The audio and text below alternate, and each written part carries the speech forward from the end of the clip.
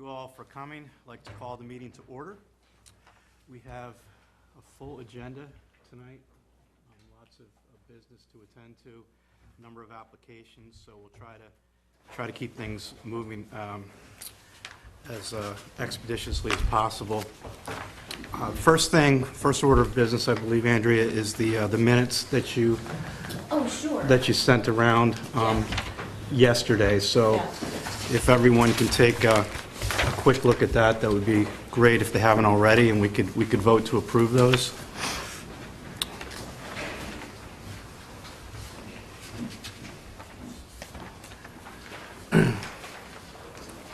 While you're all reading those, I was looking at these earlier today, Andrea, and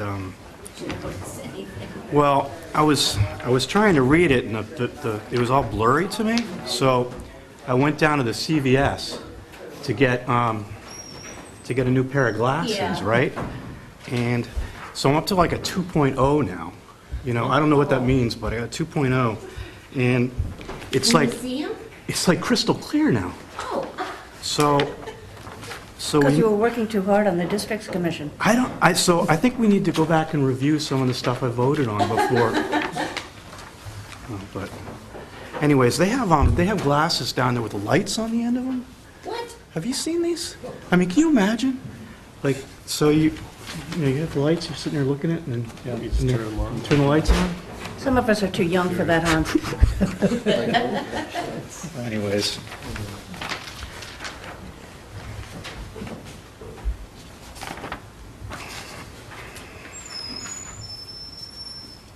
Any changes, any edits?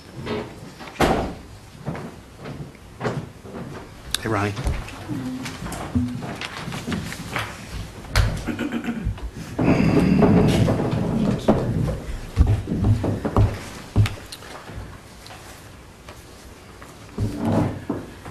Would somebody like to make a motion to approve the minutes from August 8th, 2017?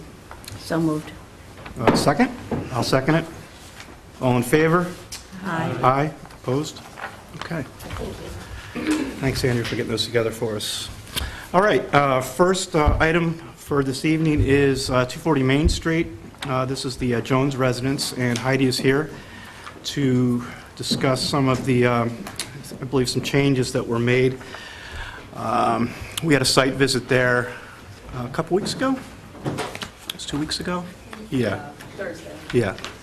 So, which was very helpful for everyone to see the property and how this is going to fit in with the house and the streetscape in the neighborhood. So, thank you for coming in. Take it away. Good evening. Thank you. I'm Heidi Conant from HC Design. The Joneses regret they cannot be here this evening. They're at a homecoming weekend for one of their sons. Okay. So we really appreciate that you all came out to the site to visit. I think it really makes a big difference to see it.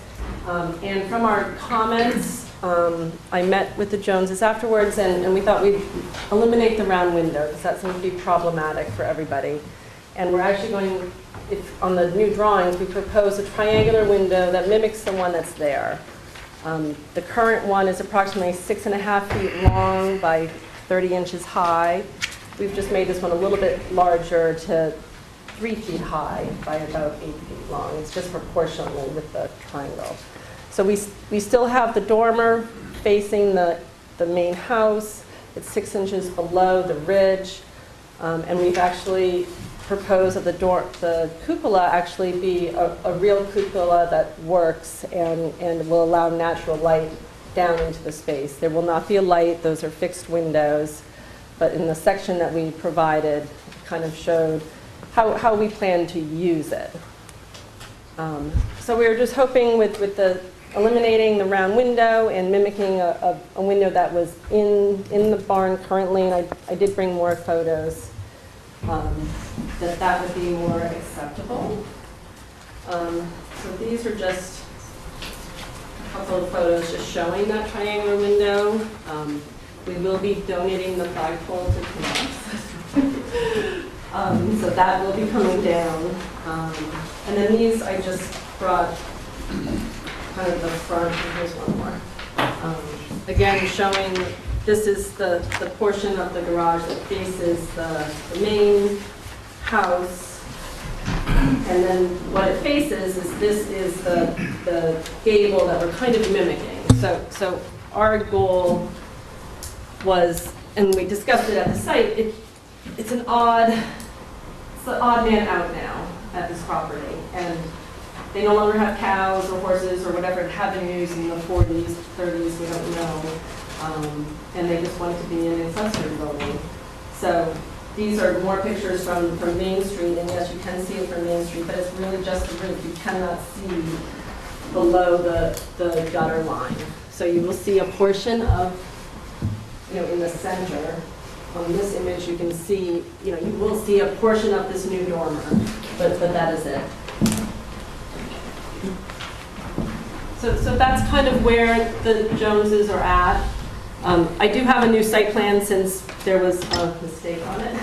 Just the building had been shown at an angle, but just so you can see that the portion that is non-conforming. We're not changing the site plan or the footprint of the building, but just so you have an accurate one. If you look at the original one, it had a bizarre angle to it, which was just not accurate.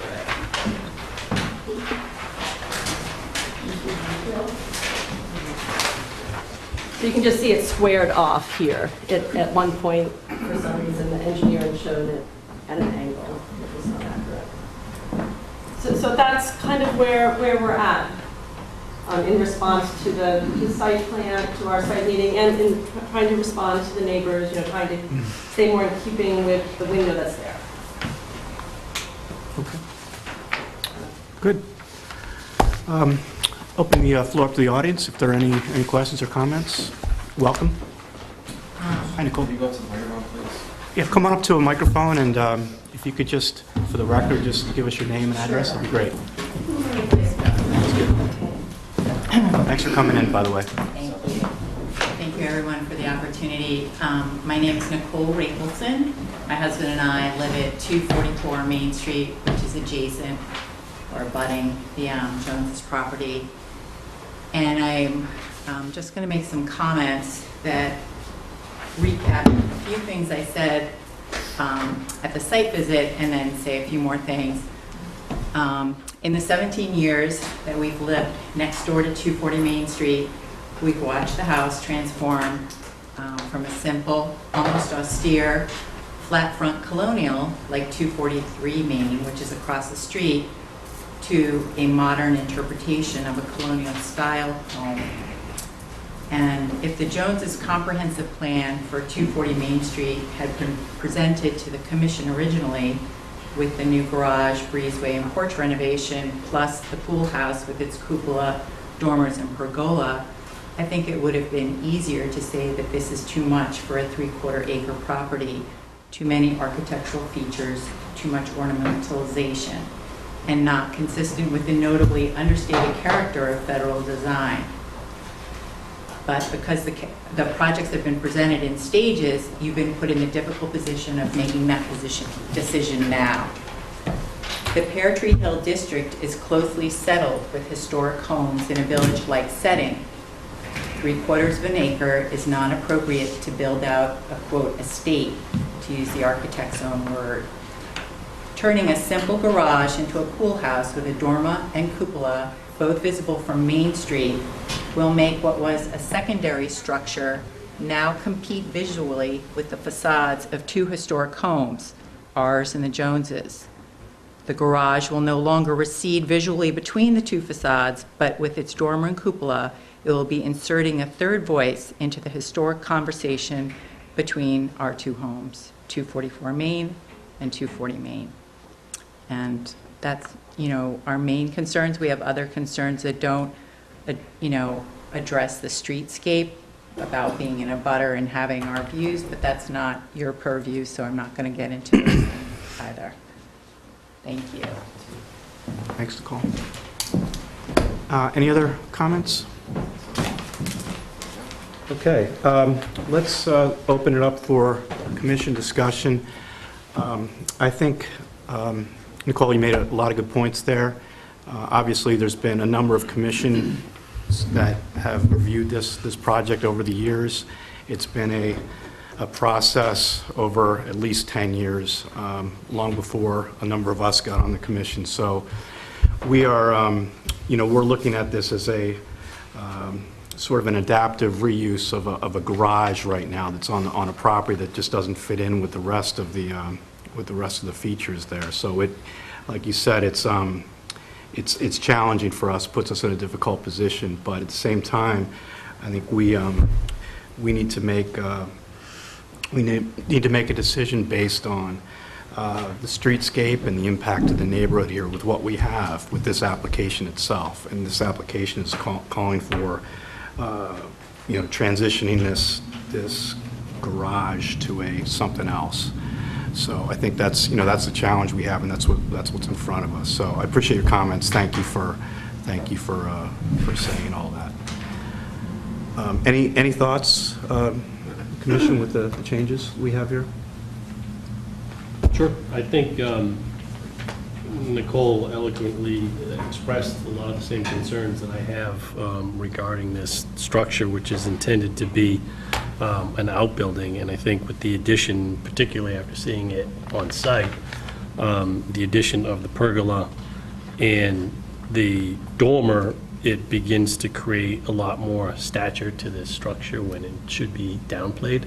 And I know we're dealing with an existing non-conforming condition. I don't know that had this been put in front of us from day one that this would have gone through, at least in my opinion, but we're dealing with what we have. And I think improvements to this structure, because it's not a garage anymore, are appropriate. But I don't think that the addition of the pergola and the dormer are appropriate for this structure being an accessory building. I don't have an issue with the cupola or any of the other improvements. It's really the additional dormer and the pergola that I take issue with.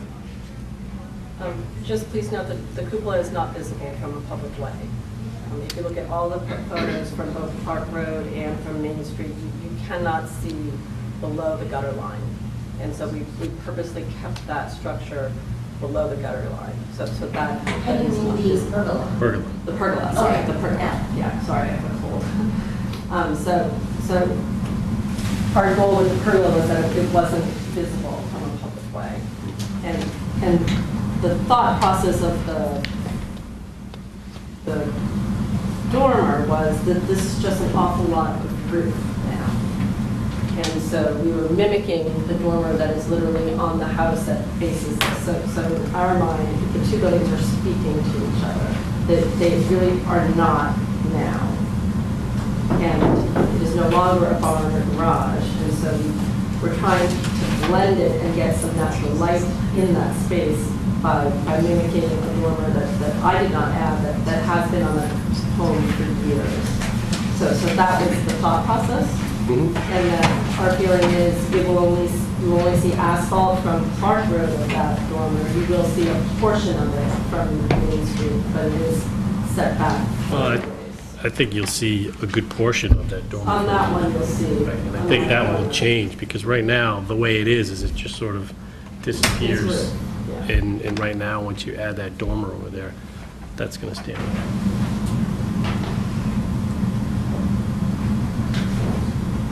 Thank you. Anybody else? I can appreciate that the Joneses want a different use for the building and want to make it aesthetically pleasing. I think my chief concern and objection is along Mike's, and that is that I think that the dormer and the cupola make the features of the building excessive, given that it's an outbuilding, and I don't believe that outbuildings should be that dominant in relation to a main structure. So I can't really support particularly the cupola and the dormer. How do you all feel about the window? Because they were very flexible on whether it be a smaller window, the triangular. I mean, we would like to hear your comments on that window, just as an element. You mean the one on the Because This it one is here? also the triangular one, because it is also in the current gable end, which does face Park Road and does have a triangular window. Yeah, so this But the is just getting Joneses a little were bigger. open to a smaller square or a double hung. We just thought, well, maybe just mimicking what's there made the most sense, but they were certainly flexible on hearing the board's comments on that. Is the preference what's drawn here, the triangular window? You're talking about this? right Yes, yes. here? That's what the applicant wants, okay. But they said they were, they would be very flexible in that gable and on, if you would prefer to see a double hung, which is on the back of the gable, which is not visible, that is there. So we kind of had two different vernaculars going in the building at that level. Yeah. I think the triangular window is fine because I think it's just enlarging a little bit of what's already there. So I don't find that a problem. How would you fit that in without the dormer? I think it would be fine because it's what it is now. It's just a little bit bigger.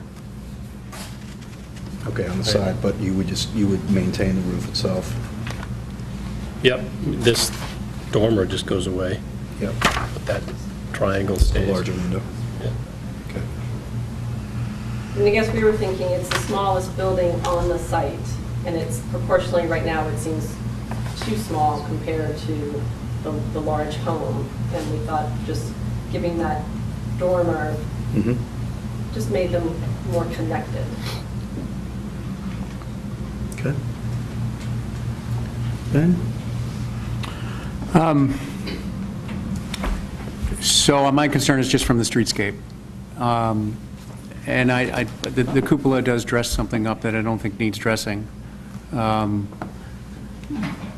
than that, the only thing I can see is that dormer. I'm not thrilled with the triangle dormer, given the age of the house. But I'm willing to let that go. You have it on the side of the structure. Yeah. It is, just from everyone's perspective, is the dormer less obtrusive than the cupola? I mean, if we're having issues with both of them, is one more acceptable than the other as a detail? Can I ask a question? Yeah. What if the dormer looked more like that? Would that, A doghouse. like a smaller Yep. doghouse to the front to break up the amount of roof? Or would you still think that it shouldn't be there, Mike? I don't think it should, because this photo tells the story right here. And if anything is put there, whether it's a dormer, doghouse dormer, or the cupola or anything, it's going to draw attention to that structure. Right now, it's just sort of, you don't notice it, it kind of goes away, which I think is what it needs to be for an outbuilding. Just I have a question. my Is opinion. there a functionality to the dormer? Is it Just just to allow natural light and more airiness inside. But structurally, it's not needed like for stairs or for, No, there's currently a unfinished loft up there, but we're removing it. There will be side lighting from both of the windows inside, correct? Yes, And windows at the bottom too, there's probably. that's open, yes. Yeah. So I think if we needed to eliminate the dormer, but maybe keep the cupola, maybe we would do triangular windows on both ends, so there's some symmetry. So we don't have opposing windows in the two existing gables. I think it might look odd and different. I think the cupola dresses it up more than it should. Mhm. It's, I understand the way they want to use it. We can fully support that, but I just don't think that the cupola needs to be there. And I think they'd be happy to eliminate the cupola if they can still get the natural light from the dormer, and they would entertain, a smaller window. You want to see a double hung in there, something more traditional, or like you said, a doghouse. I was actually photographing garage barns up and down Main Street yesterday for another HUD check. And so many of them have dormers because, especially if it's a barn, they were used for service quarters or for a second floor. So it's not unusual to have a doghouse dormer or even a gable if that's where the hay was brought in.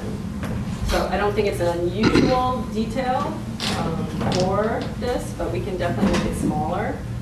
I think, you know, I can understand what you're saying, that the cupola might just be making it too formal and dressing it up. But they really would like some additional light from some form of dormer that also faces the house. Yeah, that's what on the other side. Yeah, just do the same thing on the other side. On the other side, put that, and maybe they do You know, to get the something function of light, the existing window does that, I would assume. On the one side. yeah. is the window. Yeah. And keeps the light available, but also keeps the look more spare, even in light of all the enhancements being used to the facade to make it a pool house. I mean, I think the simplicity ought to be preserved, frankly, without the cupola and without the dormer. So I think, you know, if the pergola stays, because you can't see that, if we eliminate the dormer and the cupola, but just duplicate that triangle window that you've got on this side, on the other side, I think you're getting your natural light in there. It's south facing. Yeah, and I think the symmetry, I think, kind of need two of them, or it's going to look odd. Maybe you can slide this window over a little bit on the south side, just to make it, you know. Yeah, that's the existing. Oh, is it existing? That's an existing. All right. I mean, if you look at our drawings, that's an existing Okay, conditions. we'll just keep it there. That one is no longer. Okay. Really. So I've got a question about some materials here. It looks like you're referencing Intex pergola. Is that, what is that? It's a composite board. It's something that we've talked about. It's all, again, not visible, so just if you paint it, and it looks like wood. What are the materials of the nanowall doors? It's a cloud. It's clad too. And you're proposing some composite doors on the back side? Yes. But then all the windows that are above the gutter line will be wood. What about these existing windows here? All of these, I Well, would we imagine, those are all wood? We are replacing them, but they will be wood. Those are all wood. They're in very poor condition now. Heidi, can you look at wood options for all of those? For the columns, for the pergola, and for the doors, the sliding The doors? columns can, I'm not sure if a nanowall comes in a wood. Maybe there's, you know, something like this. Yeah, we're pricing other options. because Okay. The nanowall is an expensive piece. Yeah, so maybe something else other than the clad might But work it's well not there. visible from the street. Yep. But it is an existing building. So,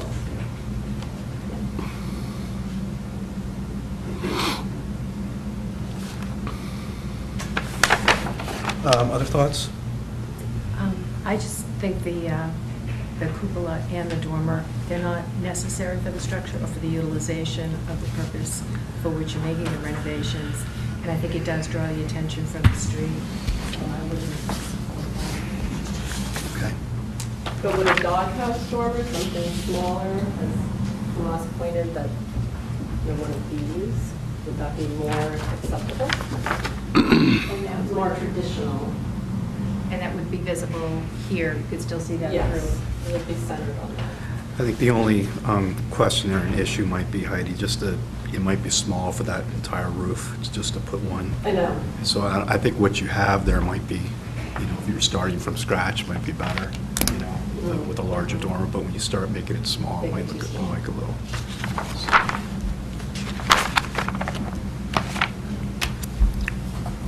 Okay. Do you want to come back with some changes here, or we could take a vote on this tonight for some of the things we're proposing? Since the Jones aren't here, I'd like to just chat with them. Okay. And, give them your comments. Yeah. And see Okay. how they would like to proceed. Okay. If that works with everybody. Yeah, that's fine.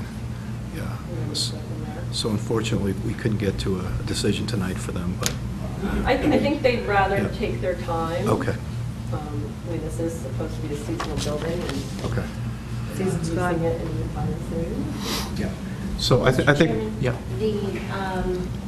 This application will expire okay, before the next meeting, so either we act on it tonight. Okay. Or unless Jones are willing to give us an extension. Do you need that in writing? for Yes, extension? there's a form, but you can, if they're willing to do that, you can stop in anytime and I can get that ready for you. and Heidi, just to summarize, just so we're clear, I think this commission would be favorable to a pergola, but without any dormer on the front facing Main Street, and with a window on the other side, a triangular window image, and without the cupola. I think you'd get a favorable outcome on something like that. And the other details we'd have to work out, but we have, I mean, you know how we operate, it's wood pretty much.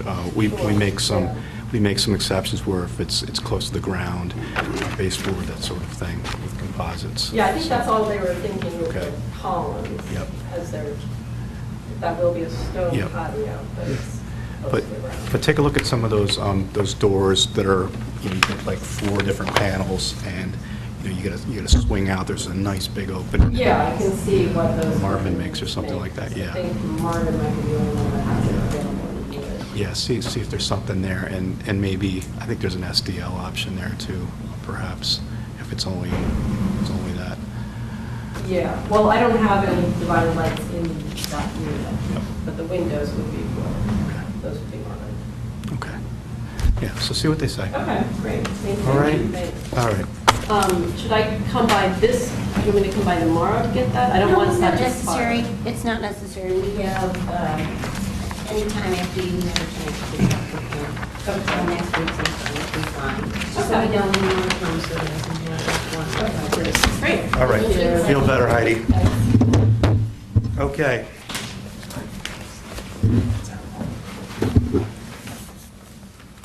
All right, next up we have, I think I'm okay. next up we have 34 Main Street.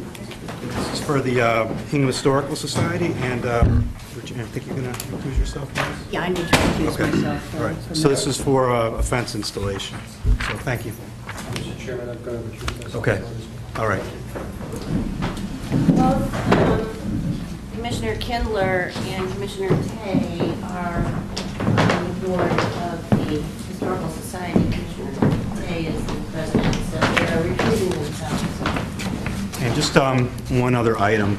In terms of the voting tonight, I think Tomas has got to recuse himself from a couple sessions, so we thought that it would be best just to have Ben be the 5th voting member. Otherwise, I think we have a quorum for everything.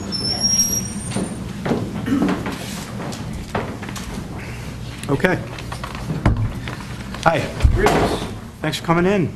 I am Mike Studley, Hi, Mike. speaking on behalf of the Historical Society. When we started the project at Old Derby, I don't think any of you were on the Historical District Commission, but in any event, as we came to closure with this project, we looked over at the side and we said, oh my God, we've got a problem. About 15 feet straight down. And we were expecting people and so forth. So very quickly, the decision was made to put up a fence immediately for safety reasons. You see that fence in the first photo. It's a cedar fence. It is not 6 feet tall, actually, come to think of it. It's more like 4.5 feet tall. And before that, before the construction, we had a very, very elegant, beautiful chain link fence. But going back in years, you'll see other wooden fences, even going back 100 years. So, the decision was made to immediately put up a fence for safety reasons. And now, ex post facto, we're here to get approval of that fence. Is there good pictures? Well, you see the house there, that was moved over, well, at least 100 years ago. Yeah.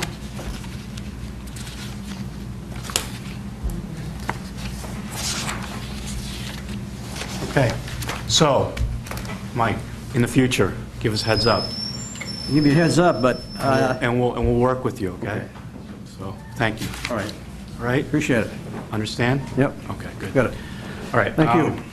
Hold on. All right. Now we get to the fun part. Any comments from the audience?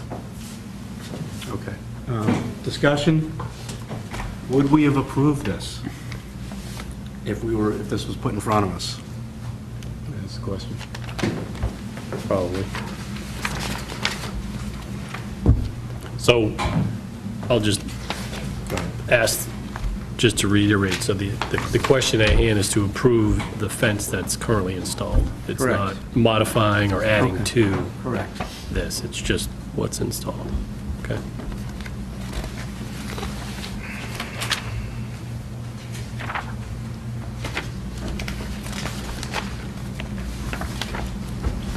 Any extension of this in the future? Any color changes, anything like that? No plans to paint it at all. Okay, just gonna let it Weather. age? Okay. All right. Any other thoughts? All right, someone like to make a motion to approve the previously installed fence at 34 Main Street? I can do that. I'd like to make a motion for Certificate of Appropriateness for 34 Main Street, the Hingham Historical Society, to approve a previously installed fence. Expectations, it's not to be painted? Not to be painted. Not to be painted. Should you choose to paint it in the future, we'd ask that you come in. 4.5 feet tall versus the application, it's 6. Right, it says a 6-foot-high cedar fence on the application. On the north side, it would be the existing fence that's there now, which is roughly 4'6" Yes. feet tall. Okay, do we have a second? Second. All in favor? Aye. Opposed? Okay, thank you. All right, thank you very much. All right.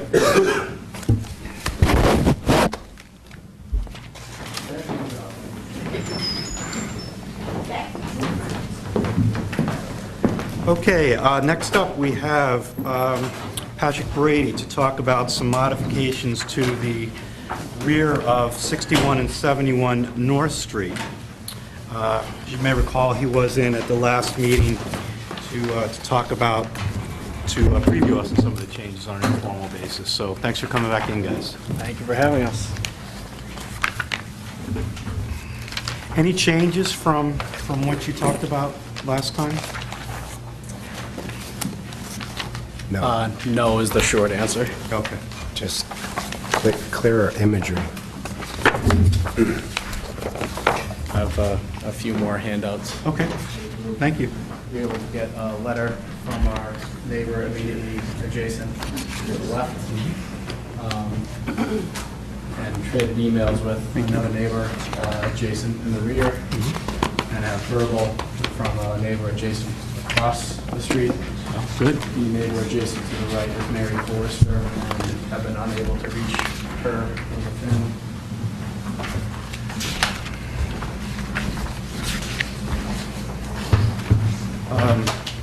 I'll read this into the record after. I can, the letter. Okay.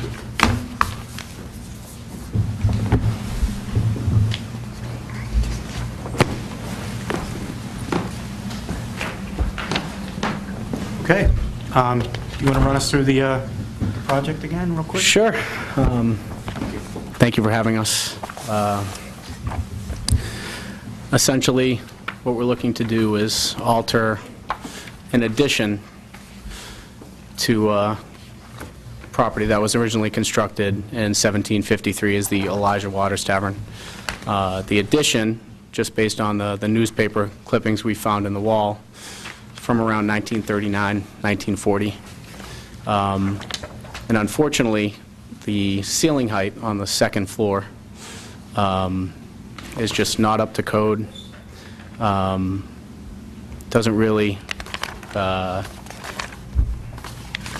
not really a bedroom, so to speak, which it should be, or it was used as, rather, from the previous tenant. I'll be owner occupying and looking to move into that, this specific unit that it affects, and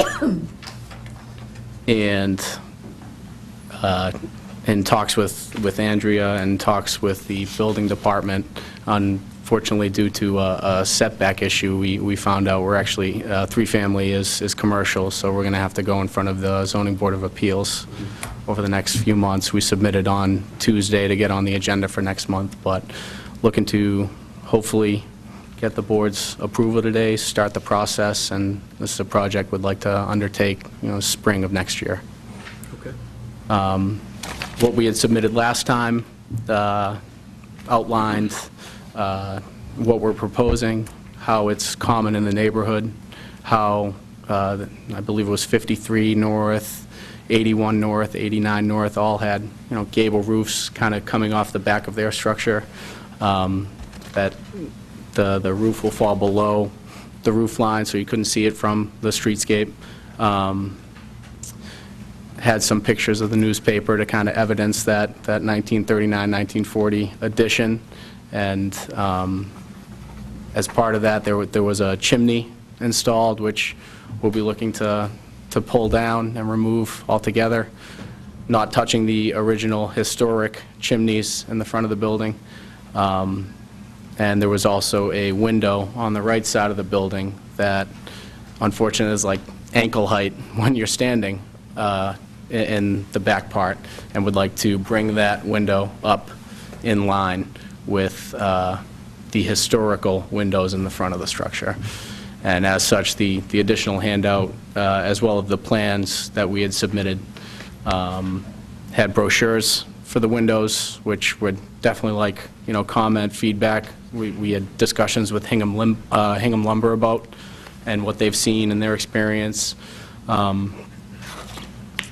I think that's probably a good 10,000 feet high overview, and would welcome feedback from the board. Okay, terrific, thank you. Any questions from the audience? Comments? Okay, I'll just quickly read the letter that Patrick provided here, addressed to board members. I've met with Patrick Brady, owner of 69 North Street, Hingham, and discussed his proposed improvements to 69 North Street. I welcome having a hands-on owner of this property, as well as an owner-occupant as a neighbor, not to mention one who values the historical aspects of his property. Please accept this letter as support for his proposed improvements. While the proposed improvements certainly represent an exterior change to a property in the historic district and is not something I consider lightly, I feel it is change for the better. The existing structure and flat roof does not fit with the aesthetics of homes in the neighborhood and shows signs of deferred maintenance. In my discussions with Patrick, he has an appreciation for historical aesthetics and wants to preserve the historical structure as much as possible.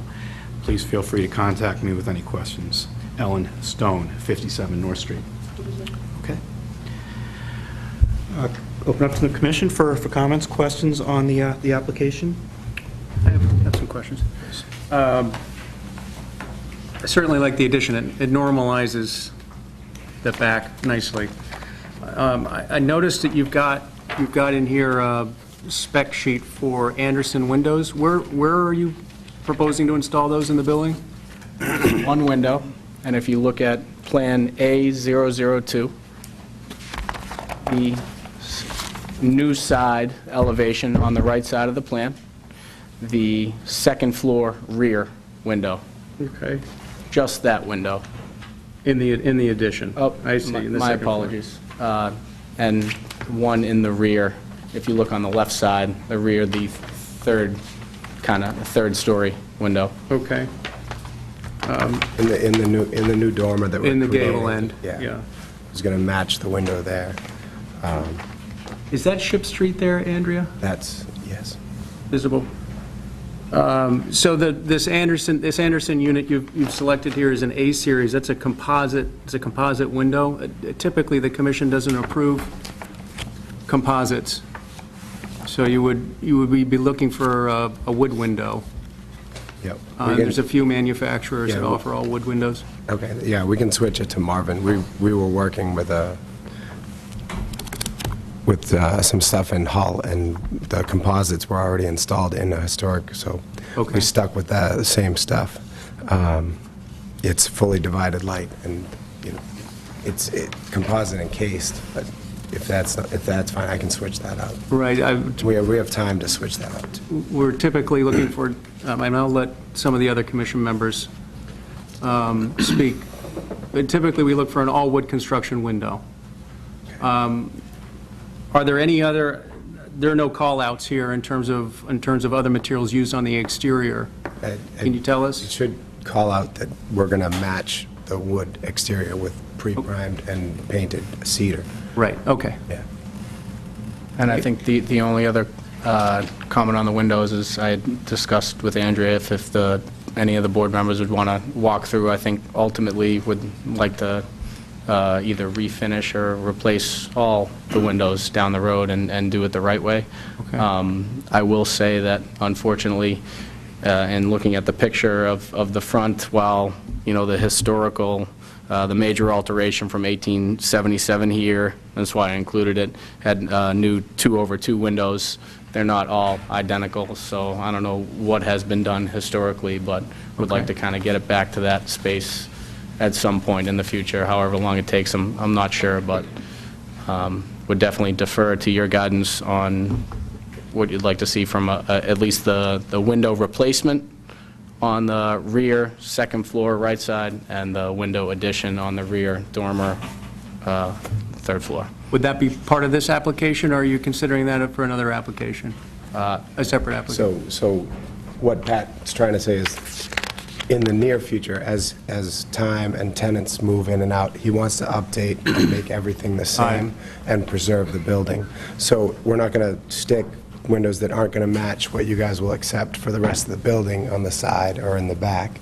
So we'd like to get to the place where you guys accept what we want to put in, and we'll put those windows in, what we're doing now, and then as we can update the rest of the building and funds and timing become available, we're going to bring it all up to proper standards. Okay, That's what I meant to say.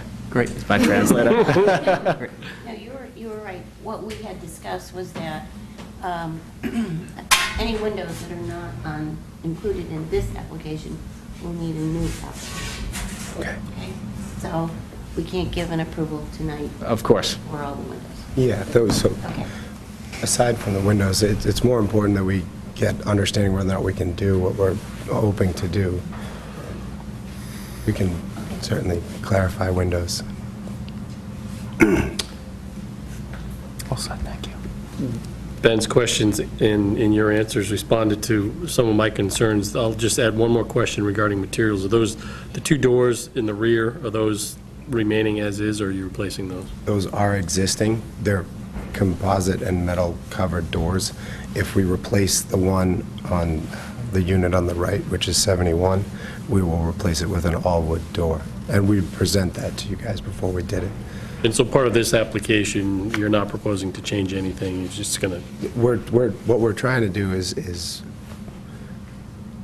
get to the place where this is occupiable without having to go backwards. I can change a door out in the back after Pat moves in.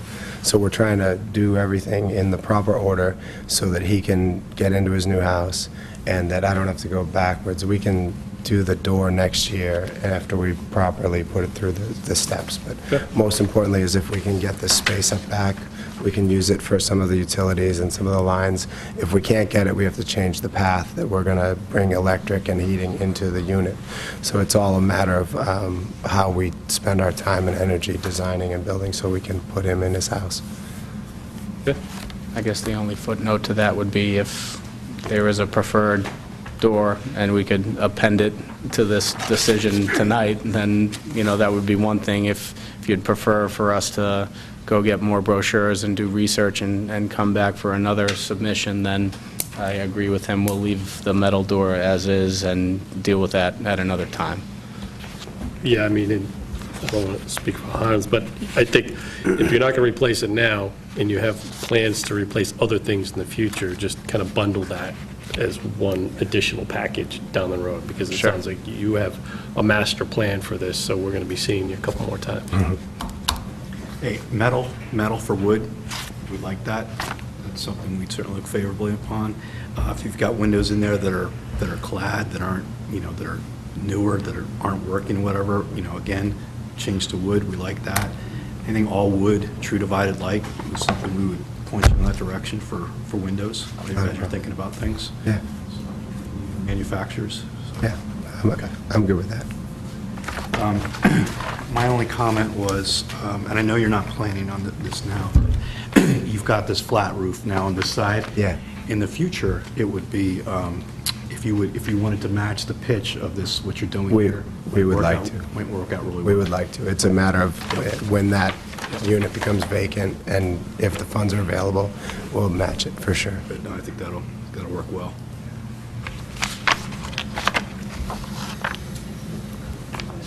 I think this is a great improvement. I'm all in favor. Okay. Anything else? Any other thoughts? I think we can move forward with the motion on this right now for the two windows and the roof plan. Be amenable? You wanna- Sure. Okay.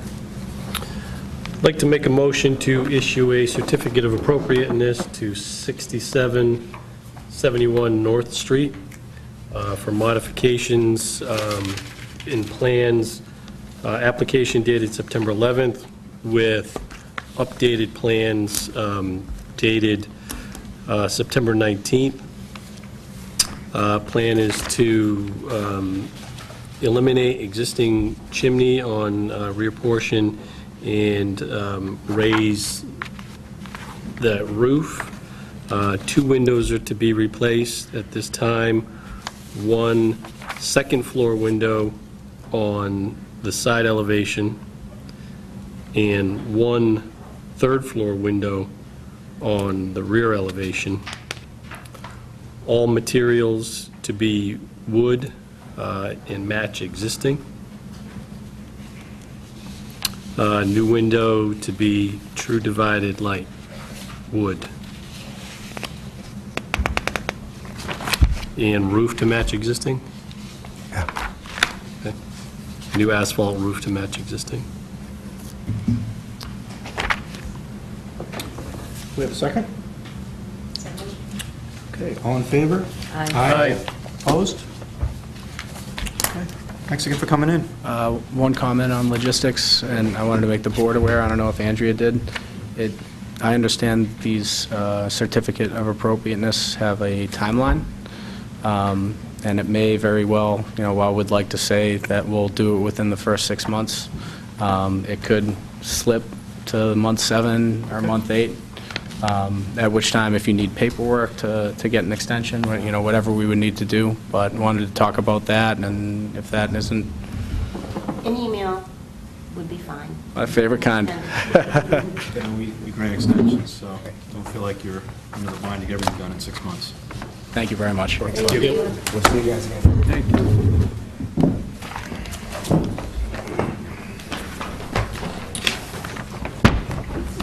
Okay, it's 7:20.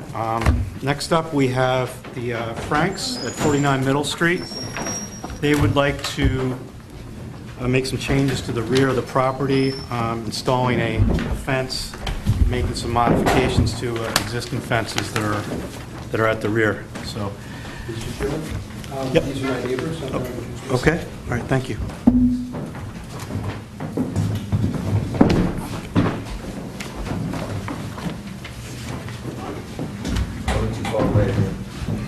Same copies, what you Yep. How you doing, Sean? Good. Andrew, good? Good, thank you. I'm Sean Papich Landscape Architecture, 222 North Street in Hingham. Massachusetts.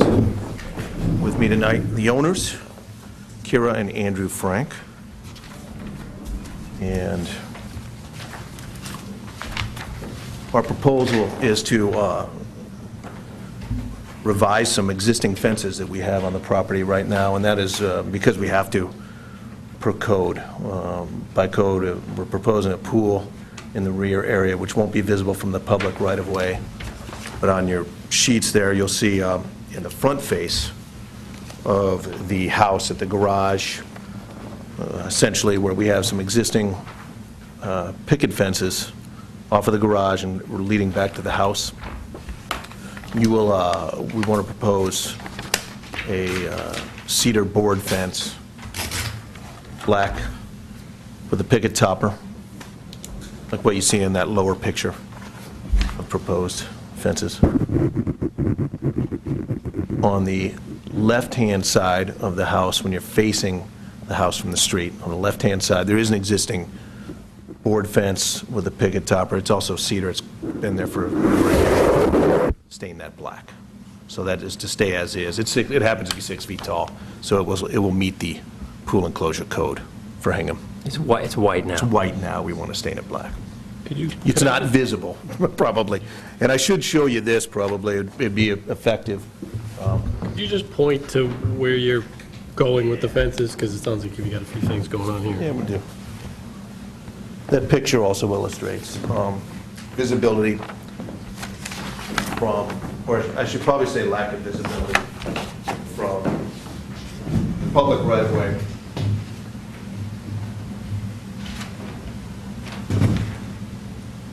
These are the existing picket fences, they're 4 feet tall. Proposing those to go to 6 feet. Yeah, to the cedar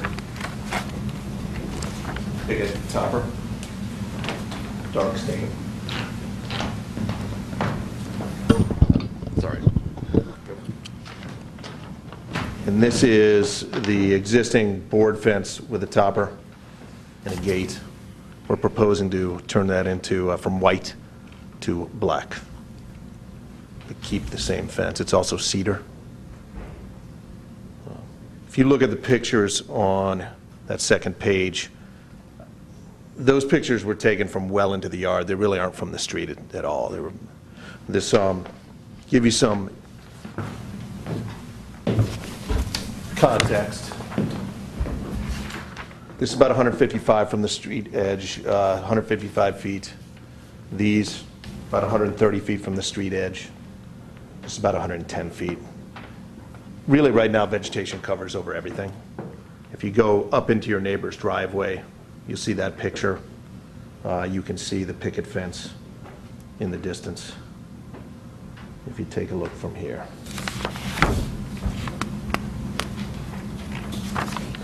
Pretty much covers it. So just a point of clarification, the fence around the property already exists? Oh, let me tell you that. Let me describe that. There's an existing fence right here that is cedar. Any damaged portions of that are going to be replaced. Right here is not visible from the public right-of-way. There's not a fence there now. A few inches in from the property line, we will put the fence. I know there's some existing trees back there right now. We have to work around those and stay outside of those. This is diagrammatically showing those trees. Some of those trees might be right on the property line. So we'd come inside of those trees to put the fence, for clarification. This fence is not visible from the public right away. We did show a picture of that. We were going to go with the mesh that we've done before, woven metal mesh with cedar frame on that. That is not visible from the public right away either. But that is this section right here. Currently, there is no fence right here, but we have to enclose it for the pool. And the fence on the This is existing. northeast side, you're going to replace, or? Well, we may replace it if we need to, if it's in disrepair. It's currently, on the plan, we put repair, replace existing fence with the same fence.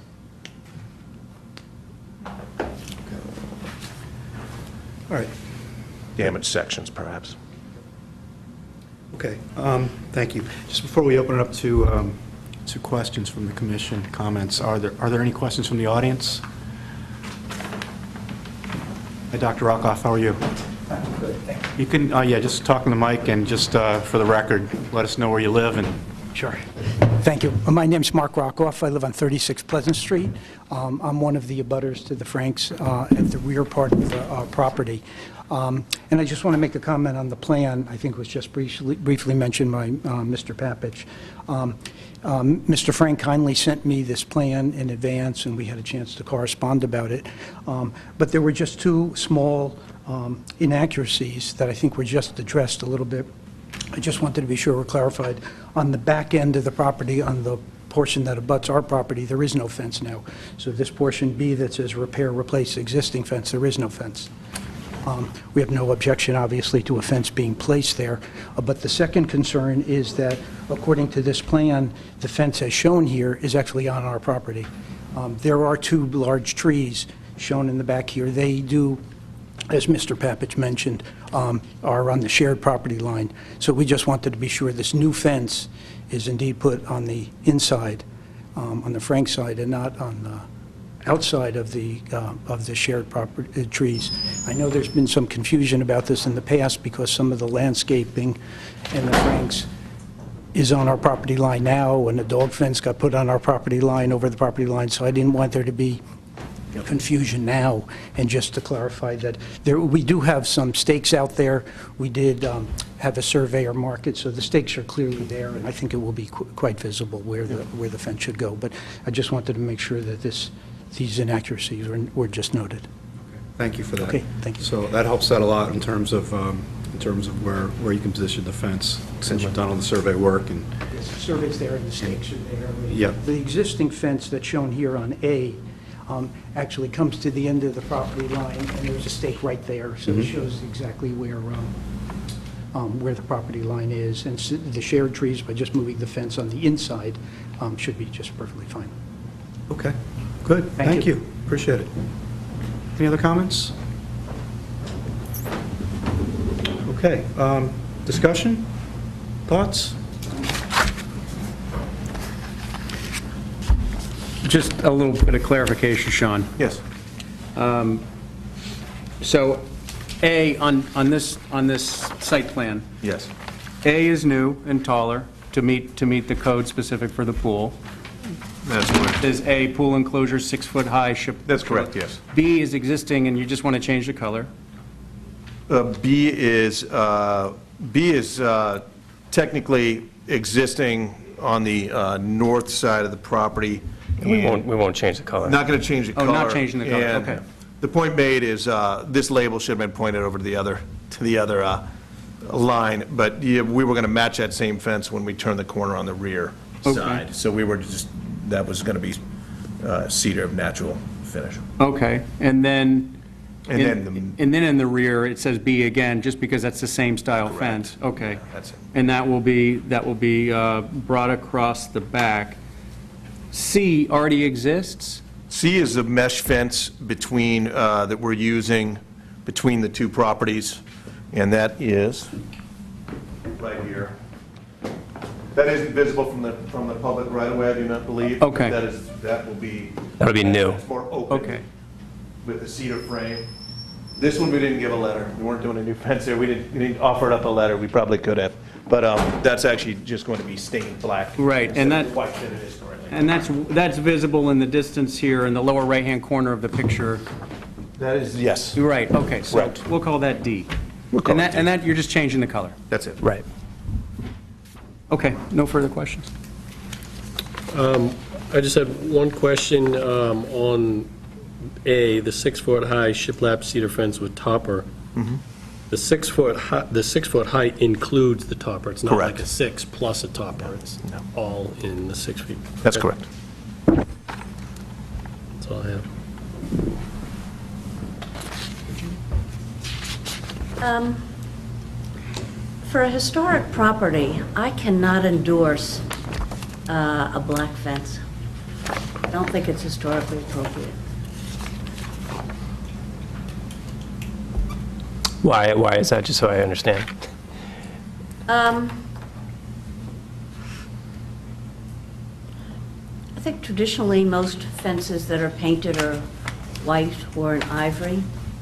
Black is a contemporary color for fences. You know, if this was a 21st century modern house in a different area of Hingham, I don't think I would have an objection to a black fence, but this is a historic property, and if we rule on the color of historically appropriate, if we rule on historically appropriate colors for a house, I think we ought to do so for fences as well. We have multiple dark fences on the street and on School Street, as well as probably around over on Pleasant, I think. So we do think it's keeping with the neighborhood. We know that there's multiple dark 6-foot height fences with this same design all around the neighborhood, so we felt like it was keeping in really the spirit of the neighborhood. Now, I appreciate that perspective, Sean, except that we don't rule based on precedent. We rule based on the presentation, so. Correct. Yeah. But wouldn't those, the precedent, wouldn't those have been gone through this committee? Yes. Sure. Okay. Yes. I know there's a house on School Street. It was a new construction. It's got a black fence around its pool. I know there's a house on Middle Street across the street from you that's got a black fence around its pool. So The one next to it also has a dark fence. So we Couple hundred feet of it. we have approved those fences in the past. Are you amenable to a white or something that just that naturally just blends in? If to answer. We prefer to do a black fence. We actually thought it would look better. I also would just point out, if you look at the picture that Sean gave you, which is that one, yes. If you're facing the house, you basically don't see any fence. So I think whatever we put is basically, if you're facing directly in front of the house, is almost invisible to the street anyway. Yeah, I don't think it's presentable much to the public right-of-way, to be honest. You can go into the neighbor's property, you can go further up the parking or the driveway area, many, many steps, several car lengths, and then finally see it. So I do believe that would be different than some of the other conditions where it's been approved even before. So I think it's a substantially different condition. If we're talking site condition and specific conditions that you were talking about earlier, I don't think there's even any question that it's much different. Black tends to go away, is what we notice. White pops out at you. We also find that people like that better because it recedes. Okay. Ronnie? No questions? Okay. Anything else? I think I would just add, I don't take issue with the black fence. We have approved it before. Wrought iron fences are black. While this is not a wrought iron fence, Right. it is a wood fence. That's certainly historic, the wrought iron fence. So I don't take issue with that. I think Sean is right. These are less visible than what we have approved in the past. But I do hear what you're saying, Virginia, on the black versus natural or white. The shutters are black on the house, correct? They are, right. If you can't see it from the right-of-way, why are we discussing it? I think you can see portions of this from the right-of-way. I think I was just trying to make the point that these are... Relativity. Yeah, these are a little less visible, prominent than some of the other fences that you can see. Drive it up and down School Street, drive it up and down Middle Street. You can see these black fences that are kind of almost right there. And this is tucked in a little bit more. Yes, it is visible, but I hear what you're saying. It's all sort of in the back of the property, so it's not. I mean, at a certain angle, you can see maybe some of it, but it's basically not very visible. Mm-hmm. I wouldn't make the same statement if we were talking about a wrought iron fence. I think, to me, that's different. Okay. Good. I'm good. I have no objections to the color. Okay. Ronnie, would you like to make a motion on this one? Sure. If we're ready? If there are no other questions? I'd like to move to approve a certificate of appropriateness for 49 Middle Street for a landscaping plan that includes a 6-foot, addition 6-foot fence to meet the pool requirements, repair and replace as needed, a side fence, and is it, I forget now, the mesh fence, is it currently there, or is it? No, that one's not there. Okay, with the addition of the mesh cedar fencing and a change of color to black stain on the side. And Do you just, want to include, how are you going to treat Dr. Rockoff's comments? We wouldn't be putting. We will not put it on, it'll be on our property line. That was actually an inaccuracy in itself, and that we weren't proposing to put on anybody's property. It's just that the diagram that showed trees that were never on a real survey happened to show the trees. In the wrong place. Yeah, it's not a. So we would approve this for their property only. And if it does encroach at some point down the road, then obviously there's you have recourse, or you could take it up then. It's more of a zoning thing, but I'm sure that you will be very respectful of where this fence goes, because you don't want. It's very well marked. It's, yeah. And let's just add that submitted landscape plans, just label them, I guess, page 1 and page 2. You can refer to those. From October 2nd. Right. Yeah, October. Plan dated October 2nd, 2017. Okay.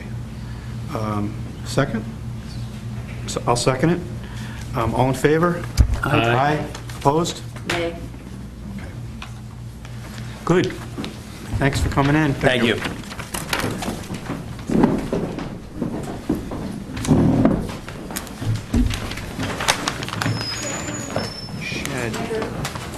I know, I saw, I definitely, no, but I don't think I unplugged it, hopefully. Sorry. Okay. Waiting. Next up, we have 17 Miles Road. This is for the installation of a new shed on the property, and we have the application. How you doing? Good. My name is Dana Roberts, and I'm here on behalf of Constantine. Hey, Dana. How are you? Well, I just looked to my back, so Uh-oh. I'm a little, but anyway. Those chairs aren't going to help. No, I'm going to sit like this. So we just, thank you for allowing us to come, and we just want to, there's the package with the pictures, should just put a nice wooden, shingled with nice windows and doors and all that, shed up on the side, property on the side of the Harris's home, which would actually be, there's a fence here that doesn't go all the way across, but it would be pretty much behind that fence, and you'd probably just see the roof line. You wouldn't see the shed from Miles Road. Similar to what the Harrises have next door. You just see the top of the roof line of their shed in the back of their house. And then there's a picture, he's probably going to do shingles and not clapboards. We haven't gone through the aesthetics of it, but it would look similar to that. It might be shingles as opposed to clapboards. And actually would be, it would face this way too, so this door would face towards Miles Road, and you wouldn't see it because the fence would be in front of that. And just to clarify on the application and on the permit, it is actually 8 by 8 by 9 feet tall. It's not 8 by 9 by 8, it's 8 by 8 by 9, conforming with the building department.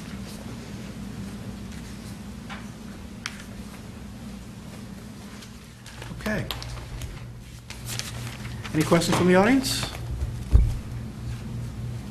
All right, open it up for discussion. Just to clarify, I see on the schematic, which is page 6, Yeah, the plan to say, yeah. It says a 7 pitch, but then when I read the description, it's a 10 pitch? The roof, I'm sorry, yep. Oh, on there, on this, you're looking at, Yeah, that says 7 pitch, so it's a much lower slope. And then if you look on page, is that 4? Page 4. oh, and their it says schematic, It's a okay. 10 pitch. Are you saying that it's more like the colored? It's going to be represented like the color picture, or the drawing, which is on? Yeah, page- no, like this. Okay, so it's a 10 pitch? Yeah. Okay. It's all wood, Yes. I see some PVC trim. It calls out some PVC trim for the corner boards. Okay.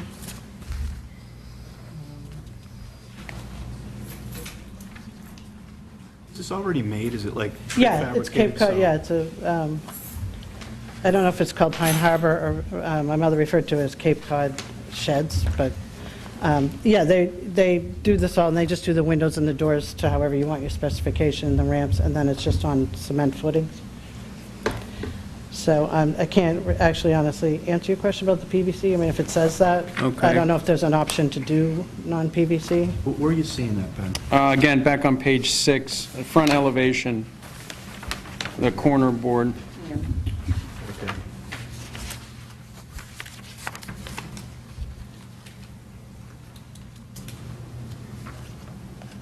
Oh, I see here, yeah. Everything else appears to be wood. Yes. Yeah. I would have to, I didn't speak with the manufacturer, directly yet, because we haven't done that, and I actually didn't notice that. But it would be like a gutter, wouldn't it? Or like, well, so you prefer that everything's wood? Yes. Okay. Yeah, I would have to clarify that with them to see if they could do, if that's a standard thing, or if that can be, made of wood. I just assumed, and it was my fault, I just assumed the whole thing was wood. No, not your Yeah, Yeah. yeah, no problem. And I assume that the roof line is peeking over the fence because it's a standard construction? Yeah. There's no way to have it below the fence line? So you don't see it? Yeah, I don't know what the height, I didn't actually measure what the height of this fence is. That's the 6-foot fence. Yeah, but it slopes a little bit there, but, I mean, you'd have to have like a 10-foot fence to not see it, right? I mean, Well, and I guess you can't do a shorter shed. correct. I think it's 8 by 8 by 9. I think that's. Yeah, there's they're probably like- headroom of 6'5", 6'4" inside. Without the, yeah. the- Right, to the right, roof, headroom. Dana, how like shady and kind of wet is it back in there, where you're gonna put this? Is it is it in the sun at all? Is it, what Well, does if you that area look like back in there? It's, well, over here, we've put in, there's raised beds, vegetable beds, like 4 of them. Some of these trees that are on his side of the fence, we would actually, to install the shed, some of them are broken, and some of them would have to come out to make the install. Yeah. So these, like, there's 3, like, kind of scrappy maple trees there that would come down, and then it would increase the sun quite a bit there, I think. But it's not wet or anything up there, it's just, Yeah, I was just trying to figure out if there was a, way to work with you on that. Okay. Do you know what the distance is from the street property? yeah, on my chart, I put, I think it's going to be like 25 to 30 feet back. And is it there because of the vegetable garden? No, he needs more storage, wanted another storage shed to put some equipment and stuff, that he uses in the yard to maintain the yard, and just have another storage. Would it be possible to move it further back? Or is that not practical? Well, there's kind of a tree. Anything further back is much less visible from the street. It could maybe go a little bit, but then you get into, it's hard to see by these pictures. There's another big tree there, so I don't know if you could push it. This is the optimal location. Yeah, because, yeah, and it had to be, what's the front is 15 anyway from the building department, so it actually ended up being further back than we pushed it even further, to like 25, 26 feet. This was more for visibility, not for requirements of zoning or anything like that. Yeah, it just looked better, that was the spot.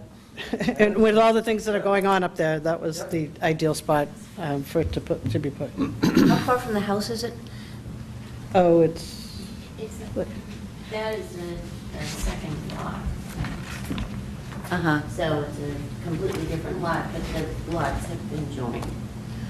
I see, So it's quite a distance from. I see. yeah, there's a garage, like on the other side, in front of these vegetable beds, and then there's the whole driveway. At the building department, she said put like 200, 400 feet, because it probably is that.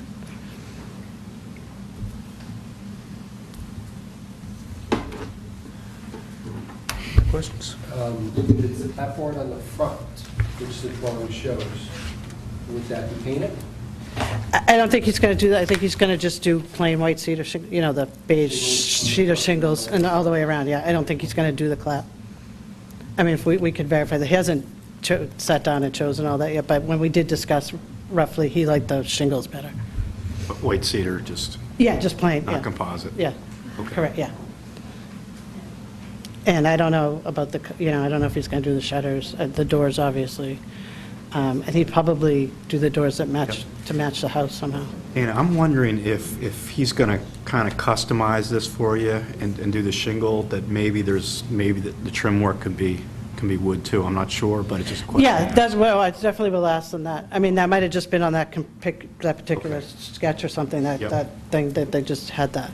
Okay. Since the pitch is wrong. Well, no, it's quite possible. Yeah, no, that's why, yeah. I mean, and I don't see why they can't put, I mean, if the rest of it's wood, I don't see why you Can couldn't you do wood come trim. back to us and tell us if it's a Yes. change, if it's a PVC issue? Yep. Okay.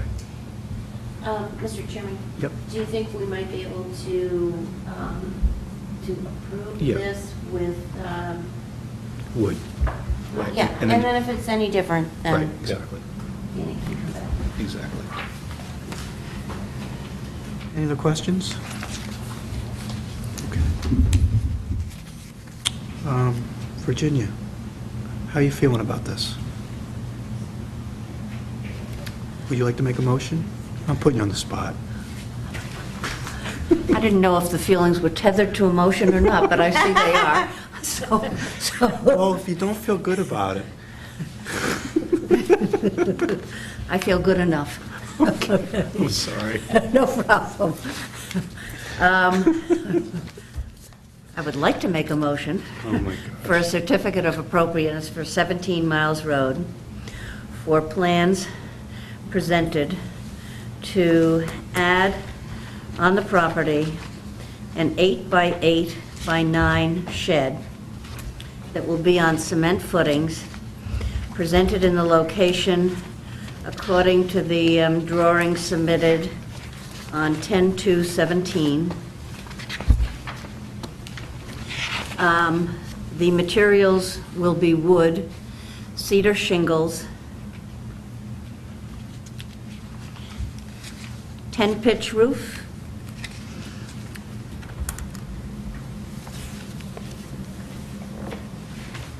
that's it, Asphalt roof. asphalt roof. Yeah, and applicant will let us know if there's any change to the wood trim, if it's other than wood. Then colors? Is there no discussion of colors? Yeah, but he hasn't done that, but that's why I said he probably wouldn't do these green doors. He'd probably keep it with the house. Is that something that can get submitted to Andrea? Sure. Colors to match existing dwelling. Yeah. Okay. And that would be, I'm assuming it's white trim? Yeah, the house is yellow, white trim, and the shutters are dark green. Okay, so maybe Yeah, probably just white. Okay, and maybe a dark green shutter. Yeah, And the shingles will be natural. yes, yeah. We don't want any more maintenance. Pardon? We don't want any more maintenance. Just plain shingles, so just Gotcha. weather. We have enough to paint on that house, so. Okay. Good. Do we have a second? Second. All in favor? Aye. Opposed? Okay. Thank you. Thank you. All right. So, can you just give me a call when you have a chance to talk to the people? Okay, just a quick question, so we applied for the building permit, they were waiting to issue that based on this, is that how that was? I think I would be happy to approve it as soon as we find out whether or Oh, not. that, okay, so, no, but I just want to know the steps. Yes. And then how long do you have, because they're kind of backloaded? Oh, that's all right. 6 months. 6 months, okay. Thank you. But you can call me if it takes longer than that, and I can extend the Okay, approval. great, yeah. I just don't know how long they're going to take to manufacture it. Thank you. All right, thank you. Okay, next up, we have 2 South Lane. I believe Ben Wilcox is here to talk about the demolition to a rear addition and the construction of a new addition to the rear. So, Good evening, everybody. hey, Ben, how are you?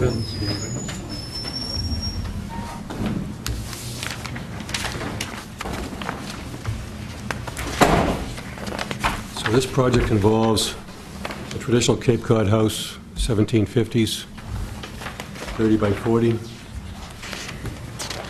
front cover is what appears to be the front of the house. It actually faces the backyard. That's just the way it was. The house was moved maybe a little over 100 years ago from South Street. I'm not sure whether it was rotated or not when they moved it, but the driveway in front of the house now was the original road to the house, so that's why it's facing backwards. I bring that to your attention because it looks a little strange when you see the photo from the street on the 3rd page.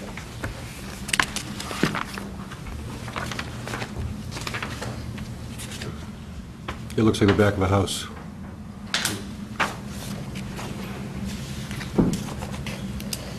On the left side of that page, you'll see a small mudroom bump out.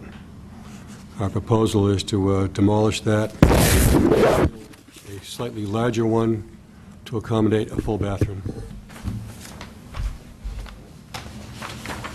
The owner of the house has lived there for over 40 years, and she decided she wants to stay there, and she wants a downstairs bathroom. Okay.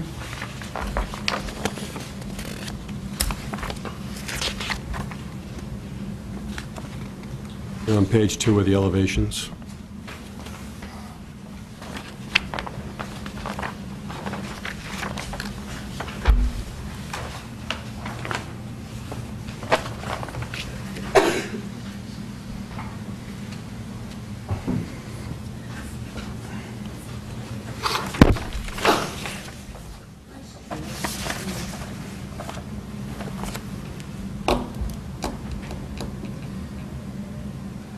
Anything else, Ben? That's about it. On page 2, I do have a list of all the materials we're going to use. That section of the house is red cedar shingles, so this addition will be red cedar shingles also, even though some of the sections of the house are clapboarded. Windows will be Brosco wood 2-divided light with historic sills and aluminum storms. All the exterior trim will be wood, color to match existing. And just for the record, South Lane is a private road, but you can see part of this from South Street.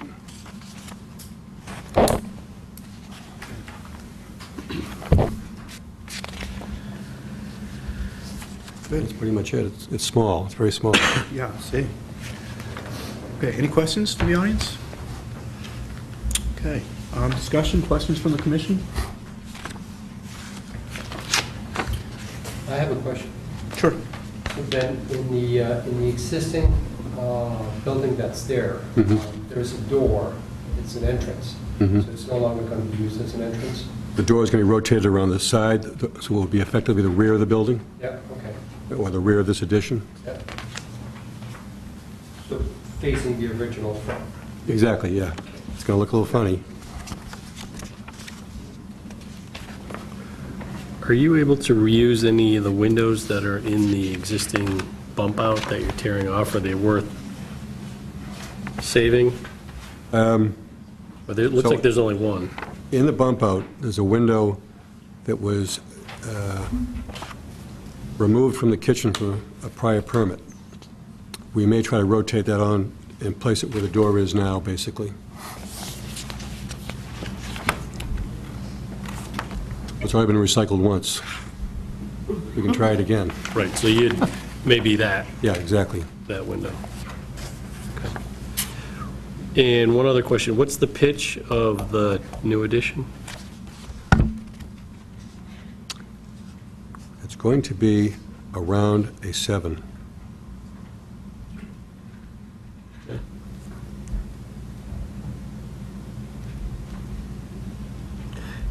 And that second floor window is not changing, it's not sliding? that's it's staying not- there. That stays where it is, okay. That's all I The rest of the house does have a much steeper pitch, but I didn't want to clash with a little short bump out next to it. If I had it too steep, it might look a little funny. It looks like it's almost the same pitch. Yeah. Right?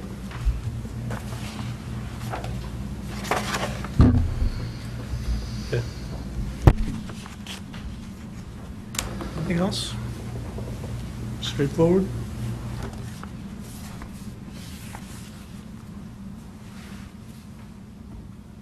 Okay. Mike, could make a motion on this? Sure. I'd like to make a motion to issue a certificate of appropriateness for 2 South Lane to demolish small addition on the side of the house and replace with new addition based on drawings dated October 10th, 2017.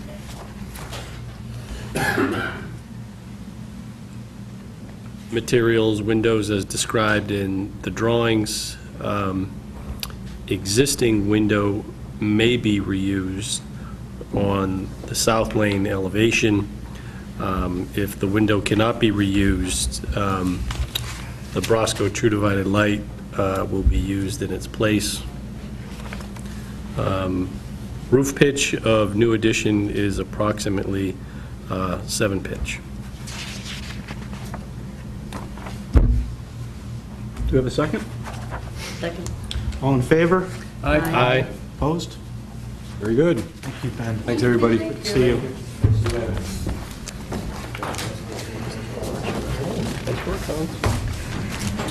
All right, next up, we have Bill Ramsey's here for 55 North Street. Bill would like to put a sign up in front of his home. We talked about it briefly last time. Bill was traveling, so we couldn't really determine exactly what you wanted to do based on the application. So I'm glad you're here tonight. Well, thanks for continuing the hearing to let me come. Yeah, so a couple months ago, I was appointed a justice of the peace by Governor Baker. So what I'm looking to do is put like a very small sign out in front of my house. I'm going to have a white fence, so I'm going to put a white pole up. I know there's some question about the dimension of the sign, so I'm going to use this as a model. My sign is not going to say this, but but I like this sign a lot. And I think Paul's sign looks very nice, and the dimensions are here. I'm just going to use the same dimensions, because I know the board's permitted this in the past. I'll give you copies of the dimensions. The sign itself is going to be black with some gold lettering. I will probably put, William Ramsey up top, Justice of the Peace below it. I might put the letters HON in there. For honorable, as I am a judge, and I am allowed to do that, but I might not, depends on what the sign maker said. I'm going to use the same sign maker as well, and that's going to be it. It's going to be a very small sign, but, obviously it's going to be up on North Street, so I wanted to answer any questions you have. Thanks. Same colors. Same color, yeah, it'd be black and gold. I like that black and gold. I'm gonna reach out to the same sign maker. But they did a good job. I think that sign is very modest looking, very nice looking, kind of fits in. The pole will be painted white, as I said, because it's a white fence, and black and gold. I think the colors will be nice, and they won't. They'll fit in well with what I'm trying to accomplish. Terrific. Any thoughts from the audience? You like the sign? We'll see if people like the sign. Open for business. Any questions? So it's going to be on a stand, or it's going to be on the fence? No, I'm not going to put, I'm going to put my plan is to put like a stand behind the fence, like a pole, kind of overhangs the fence, similar, in the application, I gave you a fair and accurate representation of what the kind of pole I was going to use. If you see the... Wood pole? Yes, a wood pole, yeah, it'd be like a nice wood pole, similar to one where the chiropractor used. Yeah, I mean, that's a fair and accurate representation. I would submit to you, and I think this sign dimension will be a fair and accurate representation of the sign I'm going to have built. Question. Yeah. Are you going to attach it with metal hardware the same way as it is attached here, or are you going to attach it with a wooden arm instead? I'll probably use the wooden arm and the metal to hang down. Okay. So the arm will be white, and the metal, I'm going to try to paint black to go along with the sign. Any other thoughts, Thank you. questions? Good, all right. An easy one, thank you. Oh, wait, you gotta vote. Would someone like to make a motion? Bonnie, all right. I would like to move that we issue a certificate of appropriateness for the request of 55 North Street, Ramsey, to construct a wooden sign on a wooden pole. Representation made and offered to the commission. Original filing was August 30th, 2017, and an updated representation of the sign submitted today's date. The 19th. Thank you, October 19th. Sign is to be black with gold lettering.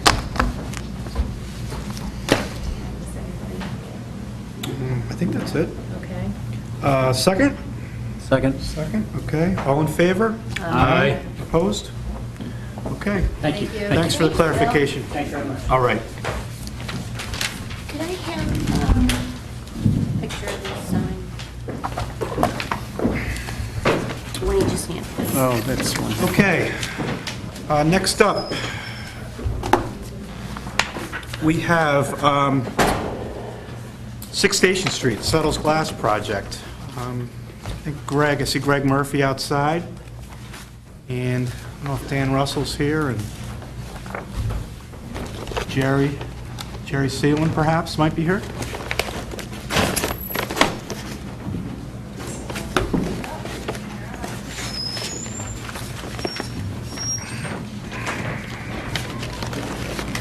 Yep. How you doing, Greg? Come on in. Jerry, how are you? Dan? See you.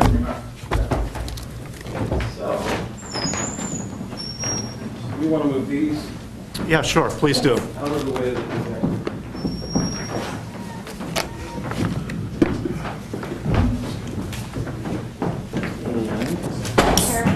How do we do that about it? You're all set to go. I think.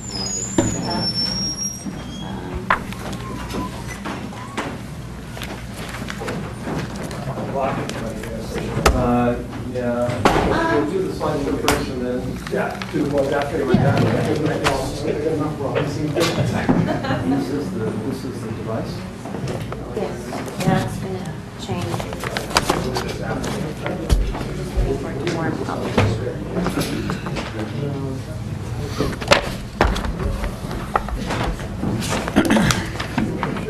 You guys actually ahead of schedule? First one? 5 minutes behind. Yeah, keeping it, we wanted to allow you the max. Well, we can make this very brief. We can. Yeah, we can. Yeah, keep it to 2 minutes. It'll Take about an hour. If you have ice cream in the car, Hans, we can get you out of here in a minute. They can say meeting adjourned, we can't, so.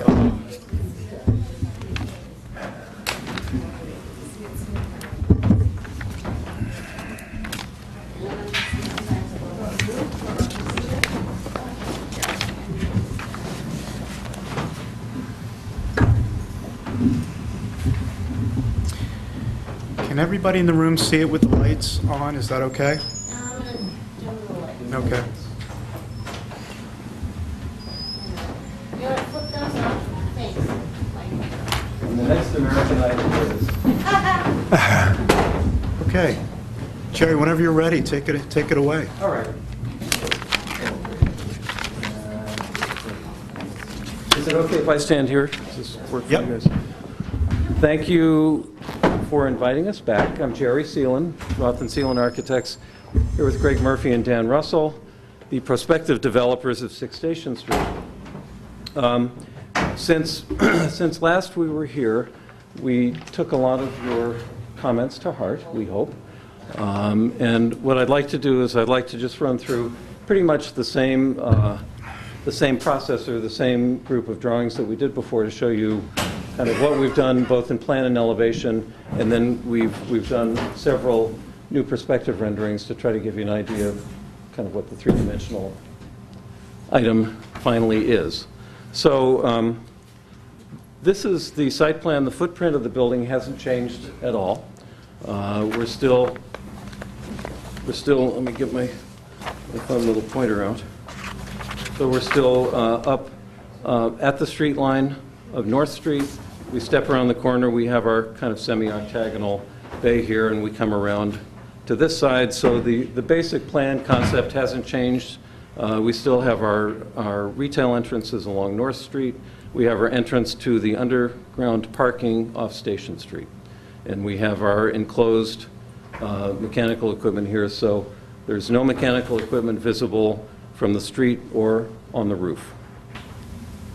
Once again, parking down below, 16 spaces, retail on the first floor. And somebody had asked last time, forgive me, I can't remember who, but somebody had asked, could we add another retail entrance in here? And we've actually, in the last few days, we've finally got some more definitive site information, and I think we probably can. So as we go through the elevations, obviously there's a lot more articulation along North Street where you have a lot of ins and outs from the retail entrances, and I think that it would help it a lot to add something there. And whether, how the stores break up, whether it's 4 stores, 5, 1, 2, it doesn't really matter. Multiple entrances. So we can do it. It's not too hard. I don't have to do any crazy ramps. I can't do anything around here. It starts to get too crazy because of the sloping off of the sidewalk. But anyway, so that's you won't see that today, but we can do that. And we're thinking if all goes well, we'd like to do that. Second floor, excuse me, same as before. The third floor, what you'll see, and maybe you've already seen some of it in your packages, we tried to soften the building. We've lowered it a bit, and we softened it by bringing an eave line down and essentially making the top floor a mansard roof. And in doing that, it actually causes us to bring the wall in a bit at the third floor. So we're going to lose some area. The window pattern changes a bit. It's a little bit more of a challenge. But we felt like we weren't going to get any further if we didn't do something like this. So this is to show you that we're trying to be as responsive as we can. And that's just a roof plan, which you hadn't seen before. But again, it's kind of fun. You can see that we have all the windows up on the top floor, dormered windows. So I think, again, it adds a lot of texture and a roof feeling to the top floor rather than simply another extension of the floor below. So this is the front elevation from North Street. Excuse me. And really, this is the setback where the electrical equipment is that we'll screen with some sort of nice construction here. And when you go back about, I think, 20 feet, we have stairs and elevators in there. So that section right there is a kind of flat roof, 3-story element. But what I did to again try to bring the whole thing down is we brought the kind of heavy band of moldings here that had originally been up at the top. We brought it down to the head of the 2nd-story windows, and everything from here all the way around the building onto Station Street is now a mansard roof. And the mansard is about a 70-degree pitch, so it feels like it's a nice mansard. It doesn't, it's not a 5-degree that looks just like a phony roof with shingles on it. It's very much in keeping with many of the other mansards in town, of which there actually is one right across the street. So going around the corner, we're just taking that mansard, and as you'll see in one of the three-dimensional drawings, we just carry it all the way around. This is the end of the bay here, and that's where, as we said before, we can actually put another retail entrance there. So that'll help to add some character to that elevation as well. Coming around the back, same thing. Again, it's interestingly enough, it's not until you get here that you're I think around 5 or 6 feet below the first floor level, and because of the dimensions that we have, we dive down, we can get down to the basement, but it really isn't a full story. It's kind of about a half a story. And then on the back, we hadn't really explored this before, but much of this will be visible if you're coming up Station Street from the other direction. And this, again, is kind of the stair elevator tower. The red building is right in here. But all of this will be exposed, so we're getting as many windows as we can consistent with building codes and distance from property lines. So that's kind of it. We have lowered the building almost a foot. So this diagram you saw before, this is looking along North Street. Here's us, here's the red building, here's the building, I think that's the Ravis building, and here's Sarah Campbell. And at this point, the peak of our main roof here is essentially the same as the peak of the roof at Sarah Campbell. Again, here we are comparing our building to other buildings within the square. We're not next to these, but Lincoln building that's much in the news lately. The Zona building here, we're maybe about a foot taller than the top of the Lincoln building. Shorter than the Zona building, and about the same height, maybe a little bit less than Hingham Institution. The wonder of modern rendering techniques, my cute little phone snapshot gets a picture this way, and then my renderer can take the building and actually lay it in 2-scale along North Street coming from the water. So this is, I think this is very telling, because you can see that the eave of this, while a little bit taller than this, is really quite, I think, consistent with the eave lines going along North Street. I think converting the top floor to a roof form really does help a lot to let it blend in with the rest of the street. Getting a little bit closer, this building is actually perfectly plumb. It's not like that nice red house on Main Street that is kind of, but we couldn't quite correct that in the picture. But nonetheless, again, I think this is really nice, because you can see that even though this is taller than this building, the fact that I have a roof line here and an eave line here, I think brings it right in. Coming back from the other direction, we see this lovely building here, this lovely building here. And again, I think it fits nicely going in that direction. And I don't think it's overpowering, certainly not like it used to be, because of this kind of conversion to a roof form here. There's a picture that I think we might have forgotten to bring the old rendering in. It may be on the way. I can go get it. But this is, and I think somebody pointed out a few minutes ago that you're never going to be far enough away that you would actually see it this way, but I think, again, it's a pretty good indication of what this looks like next to the red building, and here we are. And we'll show this later, but this is the picture of the way it looked last time, when it did look quite a bit taller. Now, we've done a bunch of other kind of little tweaks to try to make the proportions better, made the windows a tiny bit bigger, because I think before it looked a little bit lost in the facade, so bringing down the eave line, making the windows just big enough so that they seem to fit the clapboarded area, I think, quite nicely. And finally, that's what we have today.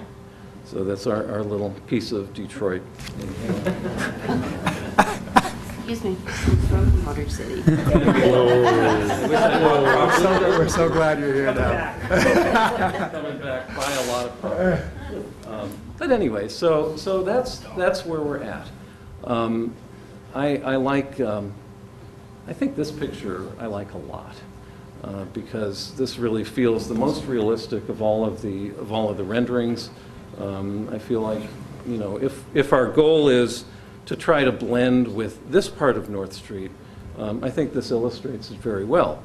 you know, there's not a heck of a lot to blend with as you go up Main Street that way. I think the only thing that we can hope for is that we'll be improving it as we come from either direction.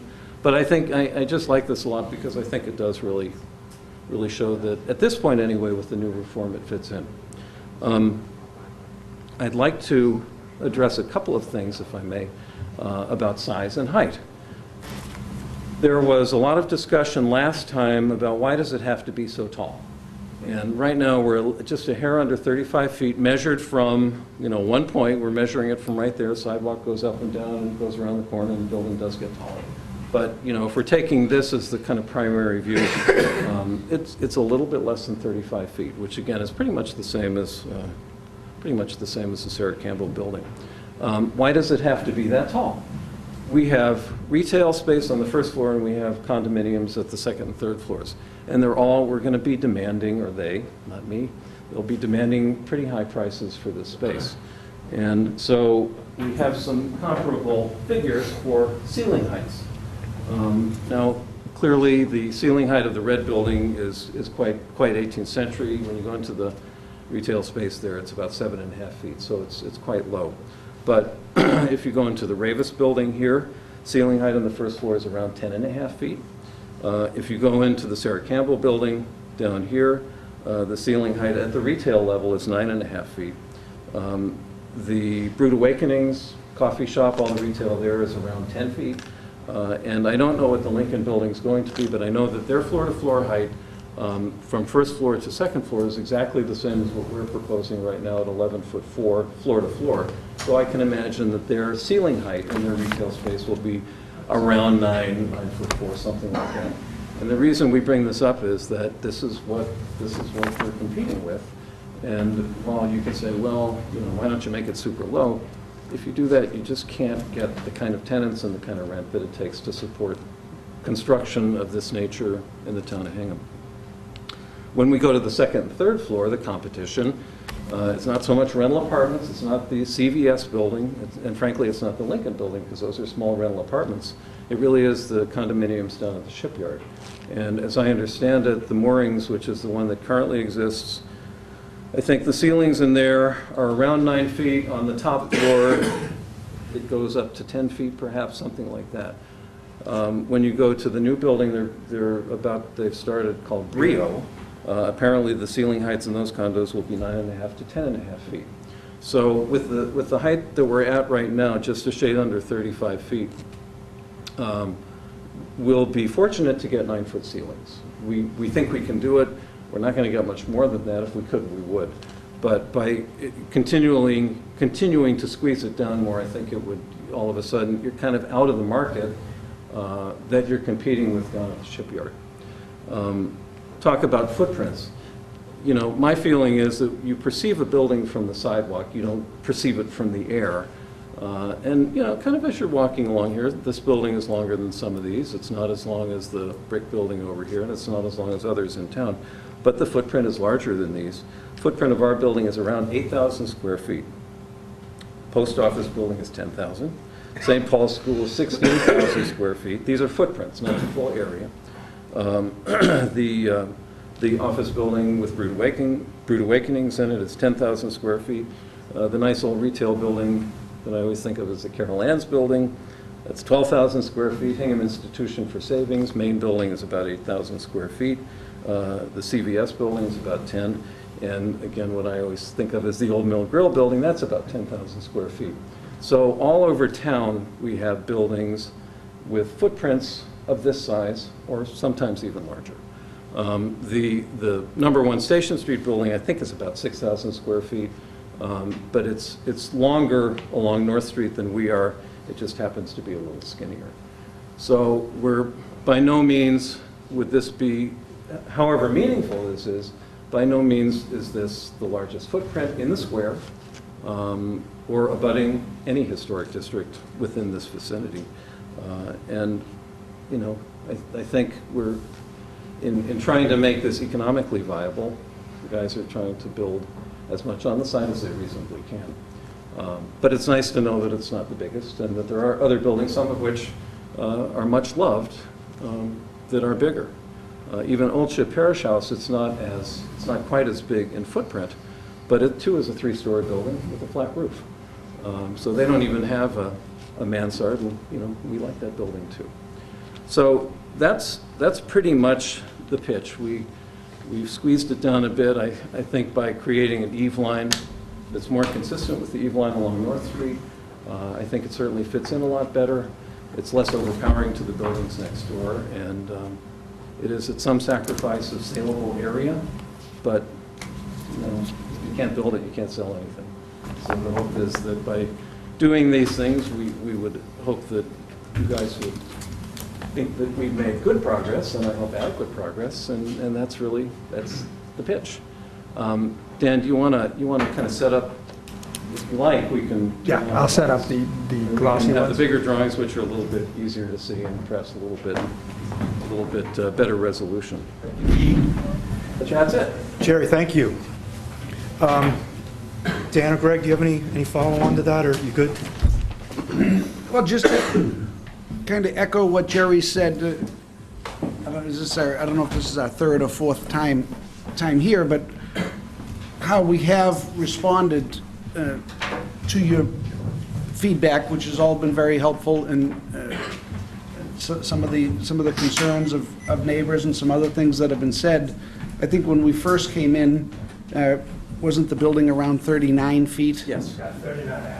39 and a half feet, and now we're down to under 34 with... Under 35.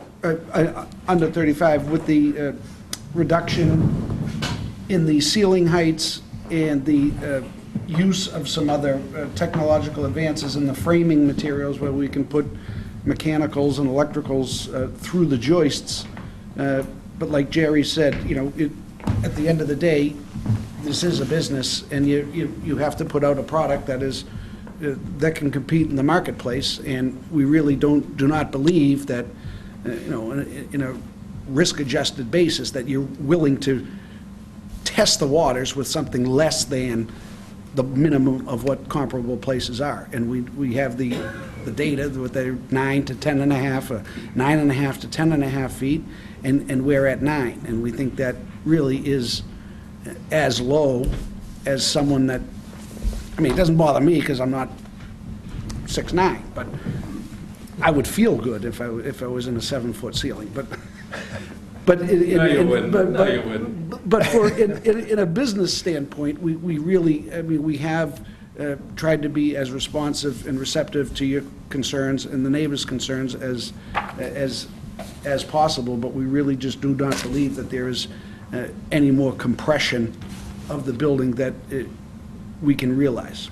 So we didn't want to have a ping pong match every month we come back with another angle. We really think that we have gone to where we can be. Footprint-wise, the mansard roof did take away, 400 to 500 square feet on the third floor without really much of a reduction at all in our construction costs. So really, you're just taking 500 square feet of revenue out of the equation. You're not reducing the costs comparably. So we really think that Jerry's concept of the mansard roof with your input is certainly a softer look, and we kind of hope that you feel the same. Anthony? Yeah, just, I know that there are some architects on the board, right? Is any? Like Clark is. Yeah, as you would agree, under 35 feet for a 3-story commercial building is pretty much as low as you can go, right? Allowable, in most commercial districts, it's 40 feet. It's, and in Hingham, it's kind of strange because some districts, they have the exact footage. In other districts, they just call it stories. So we're in a 3-story district. But the only, all the 3-story districts in Hingham are 40 feet, and they call 2.5 stories 35 feet. So I think the 35 feet on 3 stories is extremely aggressive. All right, good. Let's open it up to the audience. I know there's a lot of folks here, and I'm sure there's people at home too that are watching, but please come forward if you have any questions or comments about 6 Station Street property. There's a microphone right here. if you do want to say something, just tell us your name and where you live, and that would be great.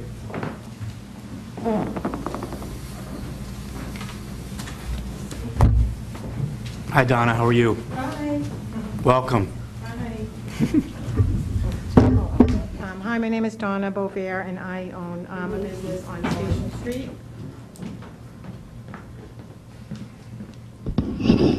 Thank you. You're welcome. And I have concerns about the size, the magnitude of this building. I'm at 27 Station Street. I've owned my own business. I'm a tenant at Mr. Heaps's complex, right behind where this is being proposed. I wish there was some photographs from my angle on what it's going to look like from my point of view. I've been there for 25 years. I'm very concerned about the safety of the traffic coming down Station Street. I don't know if anybody's ever done any studies over there, but when that MBTA bus comes down, it is a huge traffic jam. And with all that traffic coming in, and then everything coming in to go into the parking garage, is going to be horrendous. I've seen it for 25 years on how bad it is. The size is going to crowd me out. I'm in this little tiny little village right down there on Station Street, and I feel like my business, it's my livelihood, that this is going to crowd me out, and it's going to push me out the door with this. I hope it doesn't, but I'm really nervous about all that. It's so big. I don't know why it has to be such a magnitude of a building. I know it's money talks, but I just have a lot of concerns over what it's going to do to me and my livelihood and the safety of the traffic. Right now, when people pull out of my business and they're backing out onto Station Street, people are backing up all the way to Settles Glass right now. And it is so dangerous. There have been accidents. I can't say that there's a numerous or how many there are, but there have been many, many accidents, fender benders, this and that. When the MBTA bus comes down, it comes down on the opposite side of the street because there is no room. When they built the train and they did all the construction for the train, they narrowed us down there, and it's just very crowded. And I just don't see how a parking garage underneath that building, where that's where the entrance is going to be good for us and the safety of the people. So that's all. Okay, thanks, Donna. Thank you. I know you guys want to comment. Let's just hold off Wait, till sure. we get to all the No discussion, and then I'll give you a chance, okay? Anyone else? Hi, come on up. I'm Lizzie Gudville. I live at 7 Ship Street, and I had been looking at this, I've lived there for 28 years, and I've been looking at Settles building for 28 years with sadness in my eyes, and have been really supportive of the downtown, I don't know what it's called, the Hingham District Commission, whatever, who want to connect the downtown with the harbor. That's been my hope for many, many years. And frankly, I was very sad when Ravis went in, because I thought it would be really lovely to have more commercial retail businesses, bringing people down there, restaurants, just connecting it. This feels like it would do it. I understand it's a big building, but as I look around Hingham, I see big, I see little, and that's part of the charm of where we live. I feel as though the design really fits in with our neighborhood. I'm sad that you feel like your business would be compromised. My sense is that it would bring business to all of those little businesses right down there. So those are my 2 cents. Okay, I good. totally support it, and I'm delighted that this is on the pages to be done, I hope. Thank you. Bill? Bill Ramsey, 55 North Street, just a couple comments. I'm very supportive of this proposed use. I think this use going to work well in the downtown area, and I think ultimately it's going to be, they're going to be good neighbors. I live right across the street, as some of you know. It's a big building. The building's big, let's face it. It's a very big building. That's a really nice picture right there, but when you looked at the other picture, compared to the red furniture building, it's pretty massive. It's pretty big. And I know the developer has taking strides to continue to reduce it, and I appreciate that. I think every time we come back, the design looks better and better to me as a neighbor, but I would still like to see a smaller building. if that's possible. North Street is, as you all know, it's one of the most historically significant streets in this country. It was founded in the 1630s. Right down the road from there is where Peter Hobart landed, and he founded this town. So if we're going to put a new building in there, let's do it right and make it work for the streetscape. And I think we can do that. We're getting there, but I'd like to see it come down a little more. And today there was a post on social media about what do people think about it, building, and the vast majority of comments were, building looks good, awfully big for that lot, really big for that lot. A lot of the comments that I saw said words to those effects. So I would just encourage the board to continue to work with the applicant to bring it down to the maximum extent possible. I know they're trying to do that. I appreciate that. But when you look at this building compared to the other red building, it does look very big and very imposing. And I would submit to the board, go down, take a walk down North Street this weekend. This building's a good-sized building. The Ravis building's a good-sized building. They're a good-sized building, and this one's going to be significantly taller than that. That's my only concern. I want to see this project permitted. I do want to see the project work. But at the end, a smaller building is better for the community. It's better for the streetscape. I think it still can be profitable, and I would encourage the board and the applicant to continue to work to that end state. Thank you. Thanks, Bill. Hi. Come on up. Dan, you getting all this? I got it all. Good. Good. All right. Hi, my name's Johanna Seelan. We're related. And I just wanted to encourage you to approve it. There's nothing wrong with the big building. Hingham has lots of big, beautiful buildings. I mean, you could look at this and say, boy, that is a really puny little building. Somebody should make that bigger. Someone should do something with that one. It's sizeism. There's nothing wrong with the big, beautiful building, and I think it will add a tremendous amount to the square. I think the neighbors are really tired of looking at it, what looks like just a trash heap. It's ugly what's there now, and your role in government is to make sure that Hingham stays beautiful, and you've got an opportunity to get rid of an eyesore and replace it with something that I think is really nice looking, really good, and will add a lot to the community. And I hope that you don't keep, I know at a certain point these guys have to quit. They can't keep squeezing a building littler and littler because there's, from a business point of view, at a certain point you just say, I quit, and then we're stuck with an ugly, empty lot with an old Settles glass on it. So I hope you don't do that, and thank you.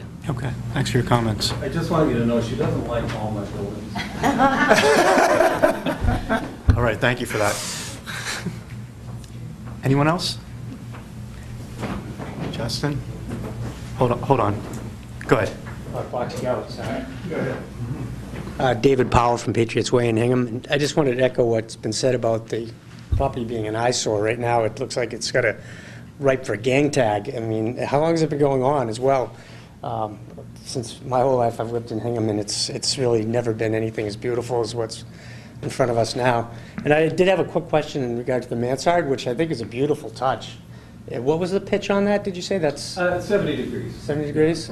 And that's right and following the trend or the blend of a similar building, you said? It's pretty consistent with a lot of the other mansards. Okay. I mean, nowadays you see kind of junky fake mansards that can be 5 or 10 degrees that just look funny, but 70 degrees is very nice. Yeah, no, it's my compliments for the work, and that's all I had to say. Thank you. Thanks.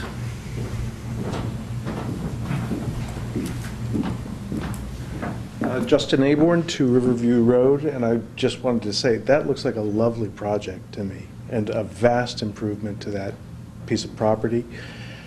I think this picture is beautiful, and I want to call attention to what a dramatic, I think, positive design change has been made since the last meeting, which I happened to attend.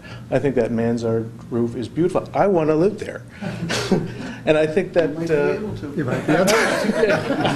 I know. If Robin's okay with it. Right, and I would call attention to the rear view. I think the view from the Station Street area has really livened up in this new design. Yeah. Thank you. Hi, my name is Neil Hermberg. I live at 24 Elm Street. I've been in this town my whole life. I see progress. That's what I see. And we need progress down here. We need a window to the water.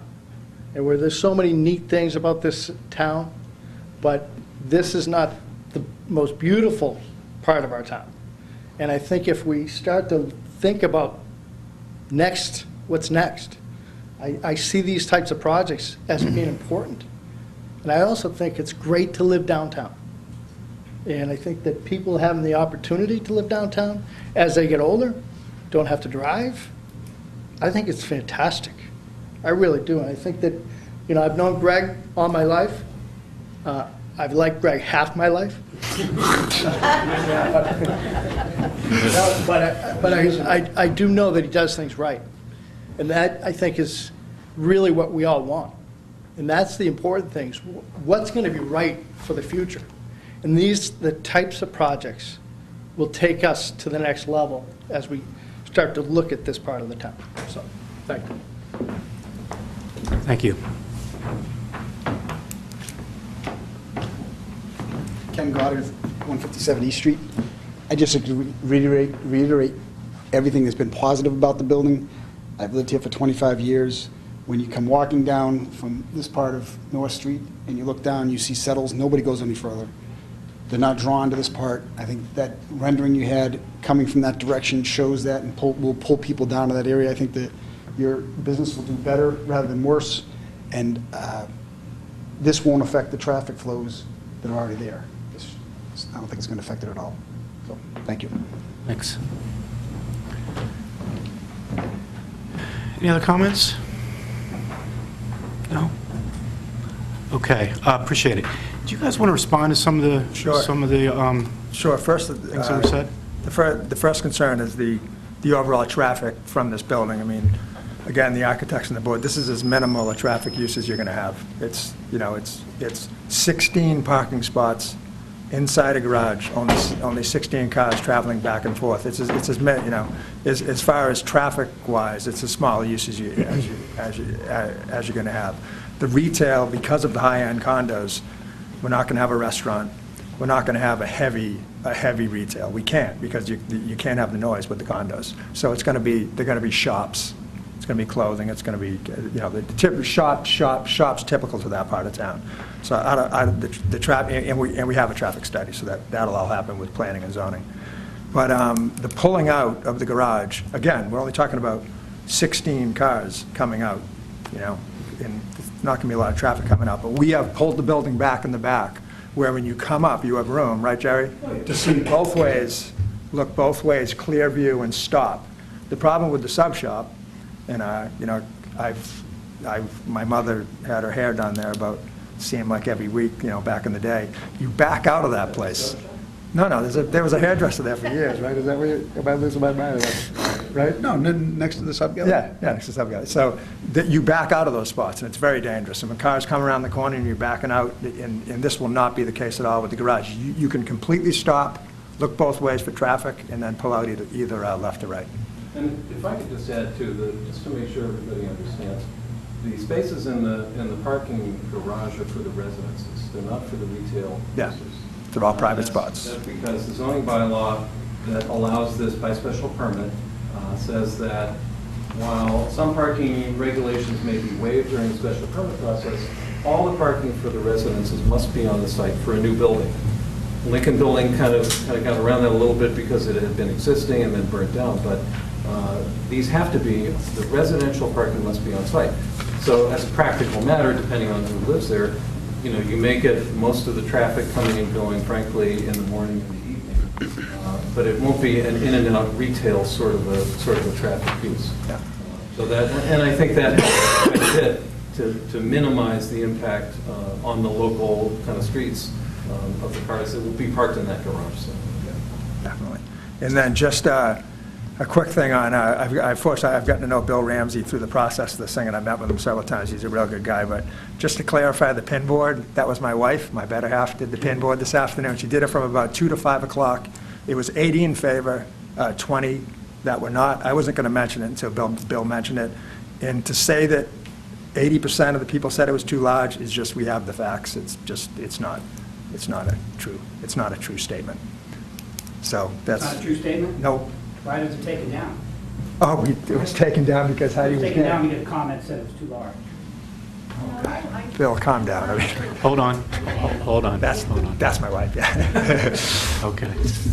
Yeah, it was just taken down because the comments just started getting ridiculous. They were bothering my wife literally every 2 seconds. It had nothing to do. It was one Please person. address your comments to the chair, please. Oh, sorry. I was talking about. It was one person talking to Heidi back and forth. There was only, saying the too large thing. So just from my personal standpoint, Yeah. maybe 3 hours. I shouldn't have mentioned 3 hours is not maybe a good. No. To take a survey. And it's not a good, and it's not a accurate, it's the Hingham Pin Board. It's not a. What's troubling is that there was 100 people that had the time Yeah. between 2 and 5. Yeah. That's a good point. To monitor this. I was not going to mention the pit. I just want to clarify that the comments.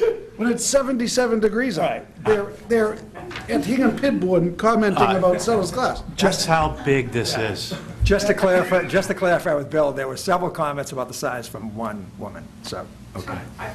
Okay, no, All right. you did, I saw your comment. I thought your comment was, Bill, let's just leave it at that. Let's leave it at that. I'm not. Okay.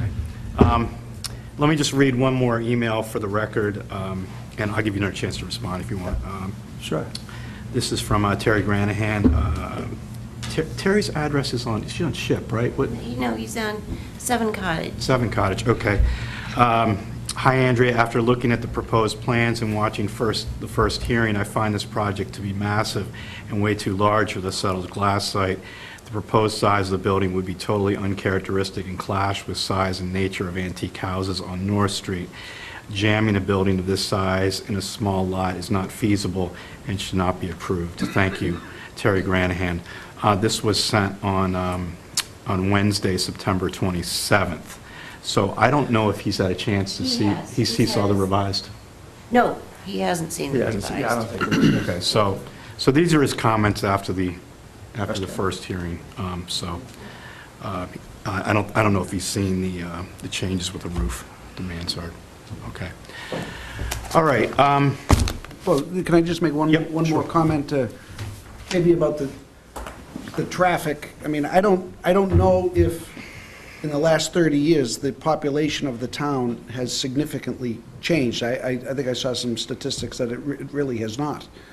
So the traffic, when it was an active gas station with 2 fueling islands and 4 dispensers, had quite a bit of traffic because it was a sustainable gas station that was in operation for a long time. So somehow that intersection was able to endure that type of traffic, and we will the traffic's going to be significantly reduced. I mean, with our retail and our residential component, the traffic is not going to be impacted to a noticeable margin.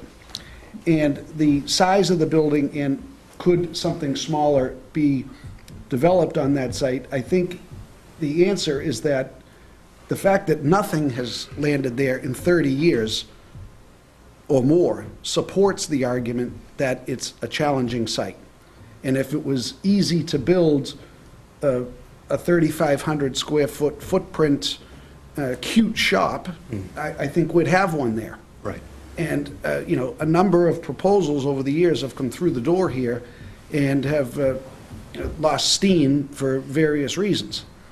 And, Dan and I have, in good faith and with good effort, plugged this along because this was what we were led to believe was the intention of this downtown overlay district, a mixed-use commercial retail building. This is what the town wanted. This is what the district was created to inspire. We've brought the project here. We've compromised it as much as we see feasible. And, I think the fact that it's been the way it is for as long as it is supports the argument that why doesn't something smaller work? If it did, if something could have fit there, it could. I mean, through all these meetings, and people make comments, and, people at the market or whatever say, I really hope that works, because If it doesn't, I just don't know what else could, and it's a shame that that thing could sit there for another 20 years until the town has to take it with Community Preservation Act funds and make a park out of it. And I don't think that's what the town wanted when they spent all that money on streetscape and sidewalk and curbing and streetlights and everything, was to create what would be a park with a couple of benches. I think they intended and hoped that someone like us would come along with a development idea, take some risk, put our nose out there and try to make something happen. And that's where we are. But, if we had 300 units, we could sustain a lot of flesh wounds. We've lost an arm, we got part of a foot chopped off so far, and we are running out of gas because we've lost square feet, we've lost everything, we've compromised. So on a risk-return basis, we think that we are putting our best product forward for you guys. Okay. And just to mention one more thing about the overlay district, we're not talking about Boston or Seattle. It's the overlay district for Hingham. When they were talking about the overlay district, they were talking about very few sites. And obviously, this was one of them that we're talking about. It allows 3 stories by special permit. It allows retail on the first floor, and it allows residential 2 floors above. You have to have parking for the residential on site. And if you read the overlay district description, it fits the description what the town wants exactly. And it's what they were looking for when they wrote it. Okay, good. Well, we really appreciate you coming in again tonight, and also recognize all the work that you've put into this so far, and the changes that you've made to the roof to bring it down a little bit and to minimize the impact of that. I think that's a terrific move in the right direction. Recognize the risk that you're taking, the time that's involved here, and that's important to us. So thank you for doing that. Our charge here is that we have to find something and approve something that is it's differentiated from the rest of the street, because it is new construction, but we have to find something that's compatible too. So that's what this board is reviewing right now. Sure. I think I'm going to speak for the board here. I think we all like to see something there, and we want you to be successful and get something up there, because it's important. I think it's important to the town, and I think the majority of folks that live in Hingham would like to see something there. So I think you've got that right on the pulse. So, but I think the commission here needs to figure out what's going to work best, and we understand the risks that you're taking, and that we don't expect you to do this for free. We get that, but at the same time, we have to make a decision on something that works well for that area. So I'm just going to open it up to the commission and see what some of the thoughts are based on these changes that you made since the last time. Okay? Right. Where'd you start? I'll start.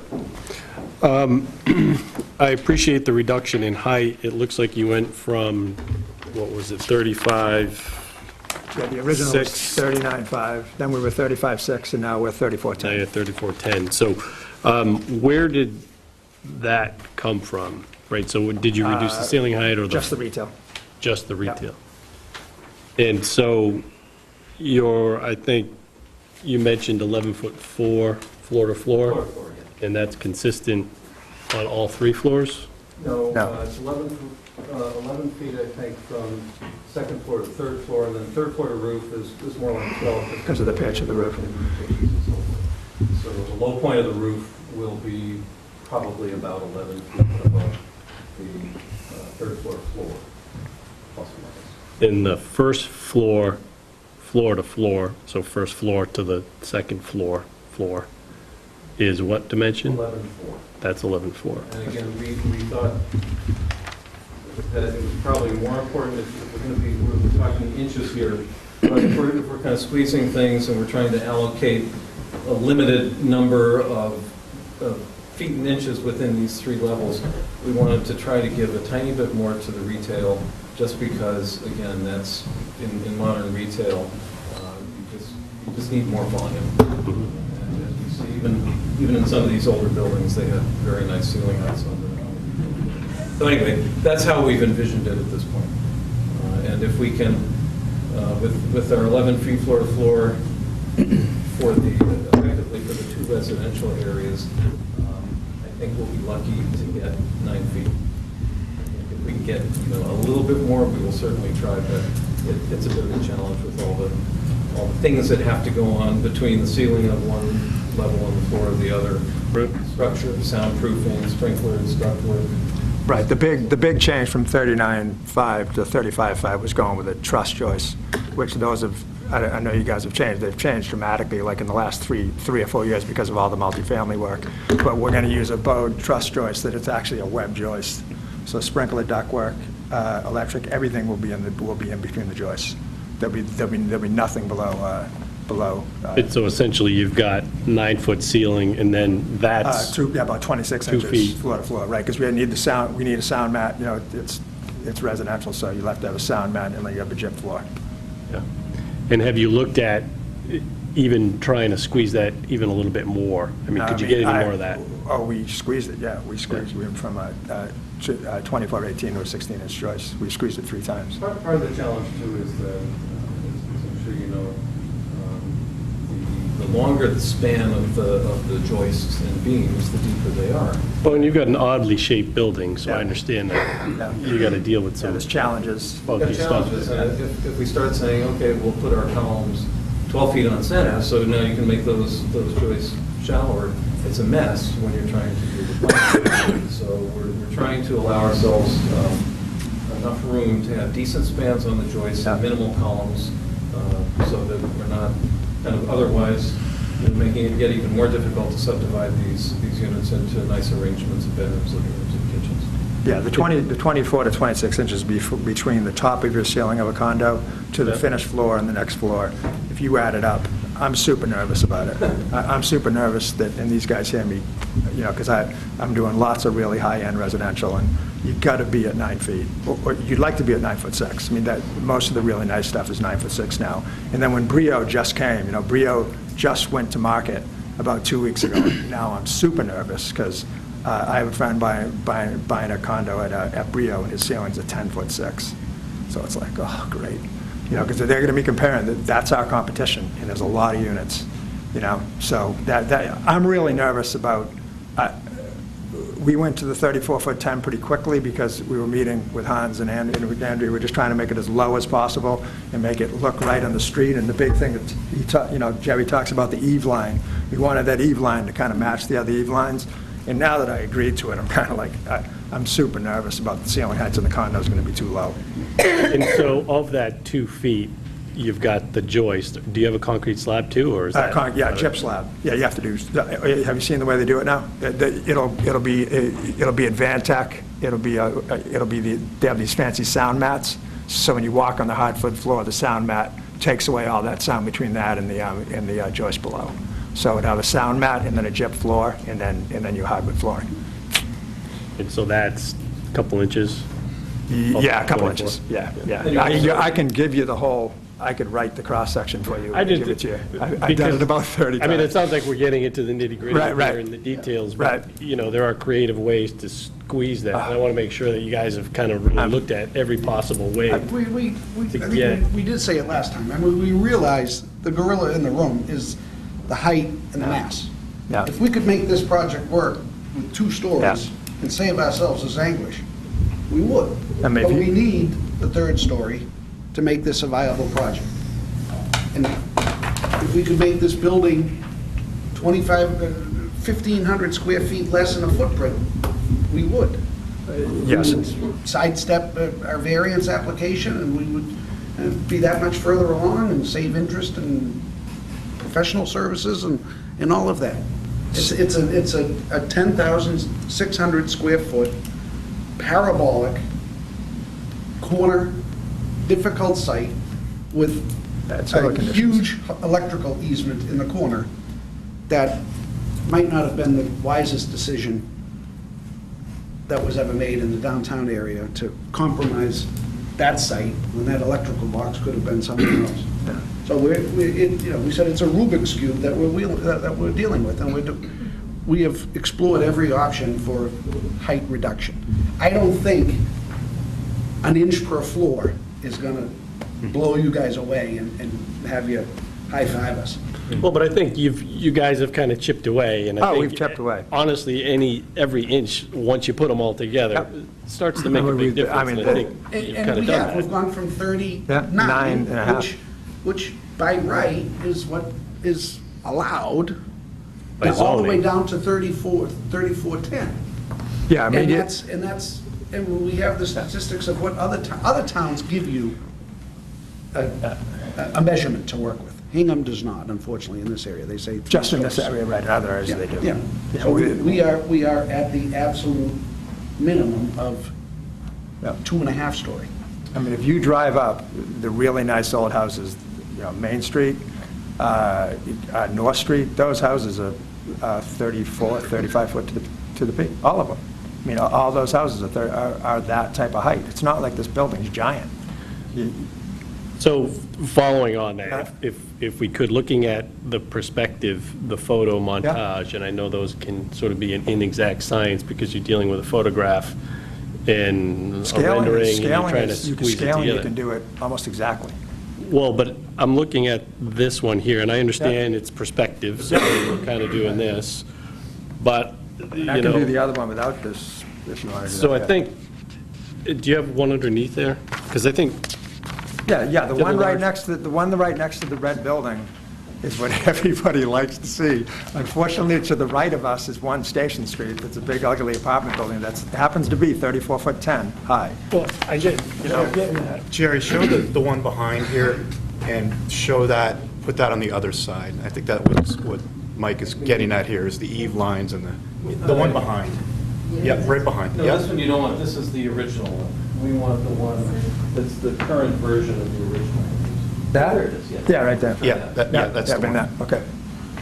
So, I'm just looking at these elevations, which I would imagine would be a little more exact of a science as opposed to sort of the photo montage.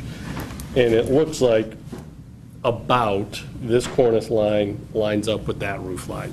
Yeah. Give or take. Give or take, yeah.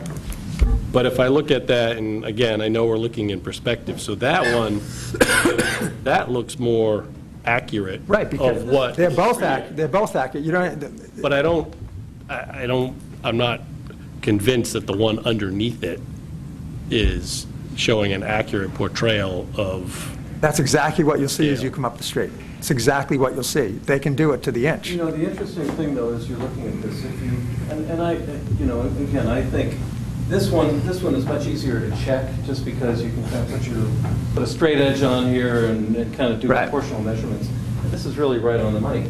But you can see, even looking at this with this further away, that the sill of that window appears to be slightly higher than that. And once again, you can see it here, that it appears to be slightly higher. So I think it's within a close. cut. It's within an inch.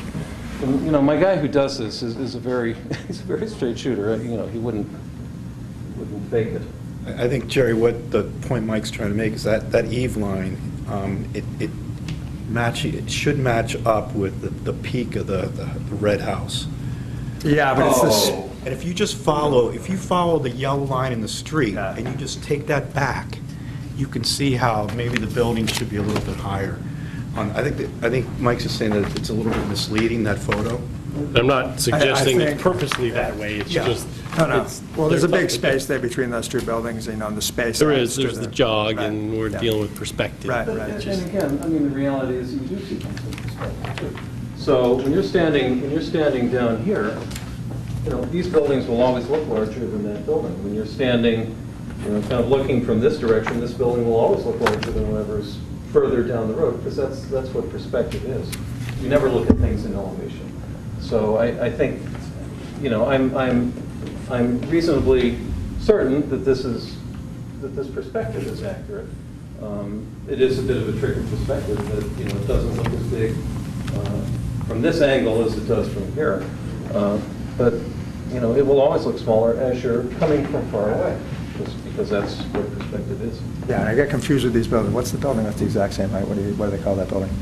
The Sarah Campbell? Yeah, the Sarah Campbell, I mean, that's shot with a laser, so that's to the centimeter, so that's the exact same height. The peak of that roof's the exact same height as the peak of our roof. Right, so this is the same height as that, and, you know, it looks massive. It's an Because overused word. Right, because you're so compared close our to it, because of the perspective. And this is how you perceive stuff, though, and that's why I think these are wonderful things, wonderful ways to look at it, because that's how you perceive it walking down the street.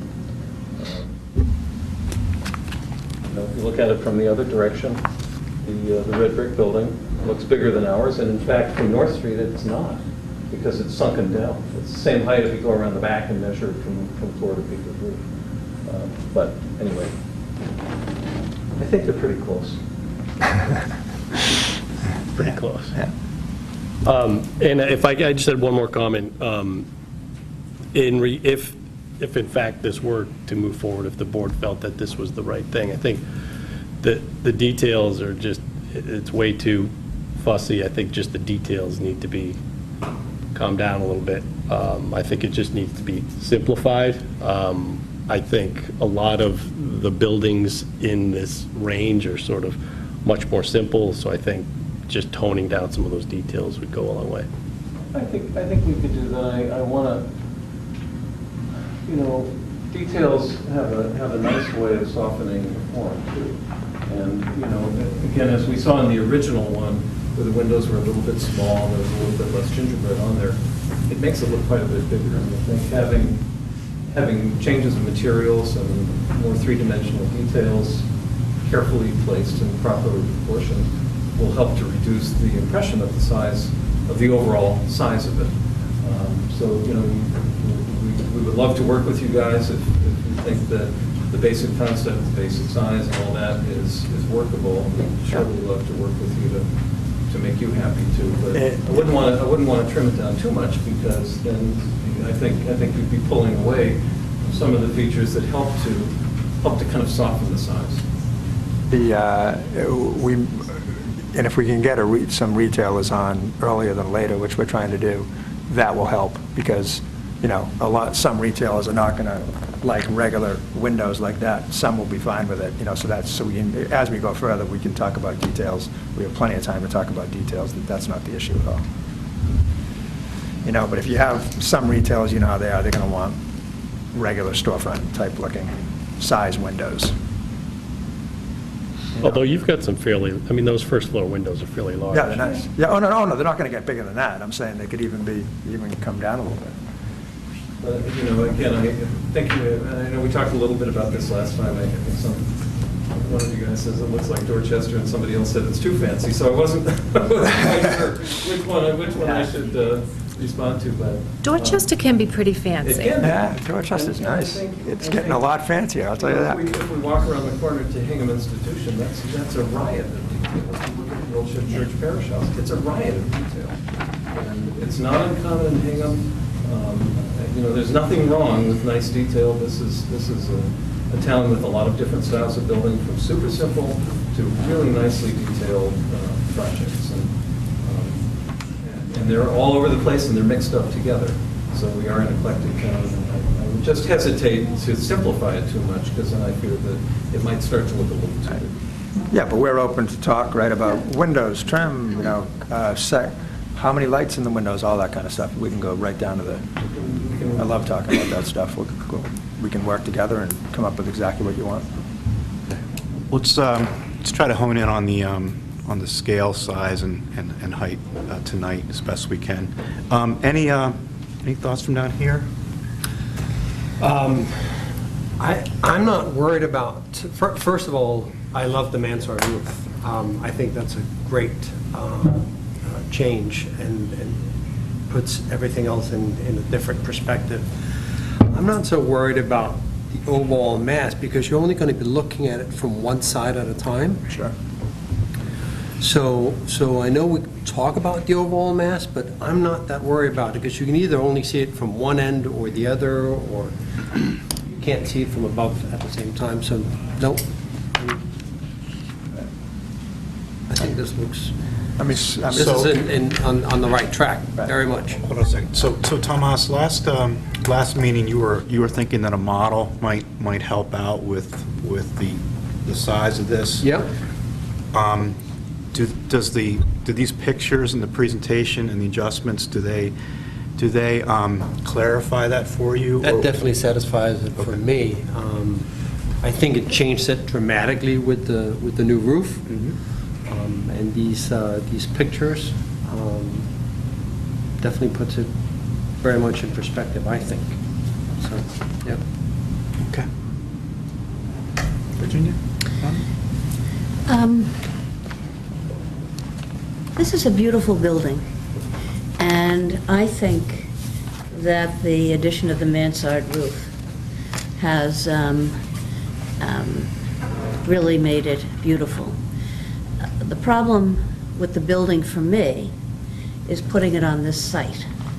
I think that the mass is too big for the historic site in which it is, in the district in which it is. It just continues to be too big. That has nothing to do, for me, with the beauty of the building, but I think one of the beauties of a historic district is to resonate, with all due respect to variance, with other properties and structures in the district, and I think this becomes an outlier.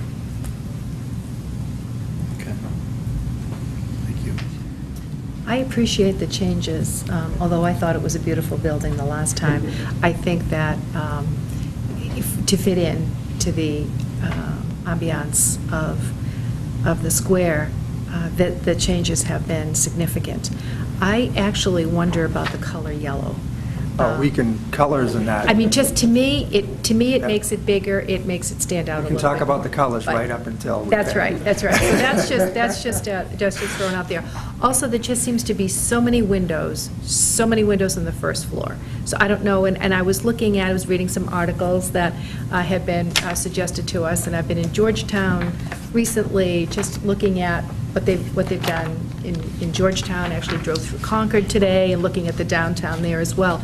And I think that in these traditionally historic areas that want to preserve their history justifiably, you can't have a carbon copy of everything that's there, that came originally. So I think to have some diversity in the building, but still have it historic. It's not colonial, but it's still historic. And I appreciate the building. I understand the circumstances. I've been in Hingham for 23 years, and that lot has been 23 years looking horrible, while so many other buildings and properties in Hingham have taken off and doubled and tripled in value. So there has to be a reason why this lot hasn't been utilized.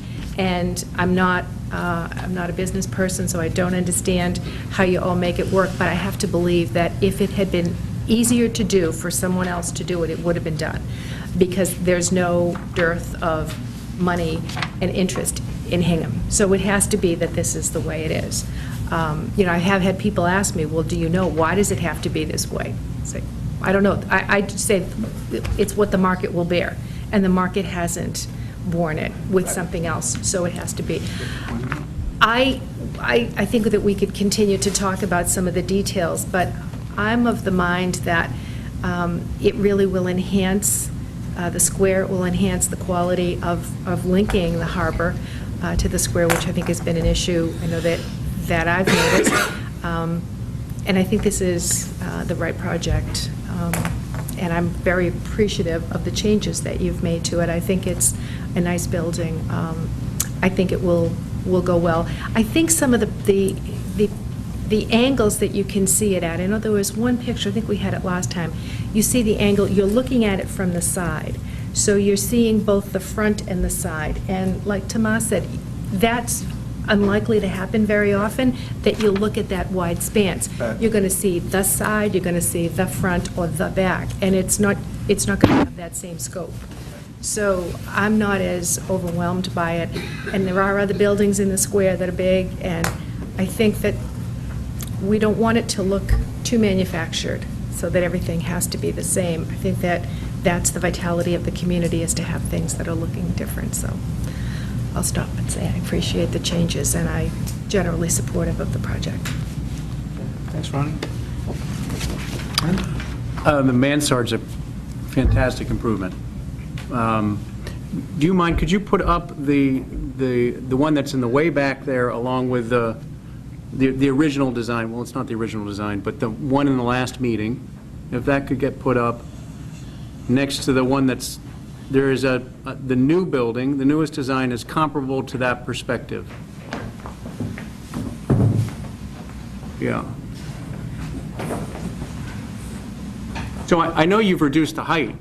I don't see the height reduction. Instead, you have fooled my eye with the mansard. So this would be my question to you all. Is there a way through materials, different materials on the facade, you could continue to fool the eye? I'm not asking you to reduce the height. I'm asking you to fool the eye so that it does not. I think the window changes helped a lot to do that, because making them just slightly bigger within the band that they occupied helped to make it look shorter. And it's possible that a color change could change that a bit as well. And I'm not sure what direction to go. I don't know if you go with the softer gray, or kind of look at some of these other buildings along North Street. But I think color could help a bit as well. Whenever you're kind of working out these proportions and details, you just have to try to keep the balance of it all in your mind. And we looked at several different heights of the roof, and I could have brought the eave line down further to be more responsive to the eave lines elsewhere on North Street, but then that would have made the roof form look out of proportion. A lot of the mansards that you see are actually rather short. I think one of the nicer two-story mansards in town is 367 Main Street, right at the bend across from the Congregational Church. And again, just the height of that mansard form is kind of critical to fitting in with the rest of the building. So lower the eave line a little bit, respond more to what's happening here, but now it starts to look ungainly. So there's adjustments that we'll probably continue to make as it goes forward, and each time we do it, we'll try to make the whole hold together better each time. And part of being better is, again, trying to kind of make it look proportionally correct and not overwhelming in either the first floor or the roof or anything. So we'll try our best and look for those things. But you're right, some of it's kind of a trick. Yeah. So and again, that's what details are to some degree too. You could, if you just made this a big box without any detail at all, sure, whether it was flat or a pitched roof, it would look horrible. So every time you add a level of detail and attention, it helps to humanize it and just kind of bring it into a touchable scale. So we'll keep trying if it looks like we've got a shot.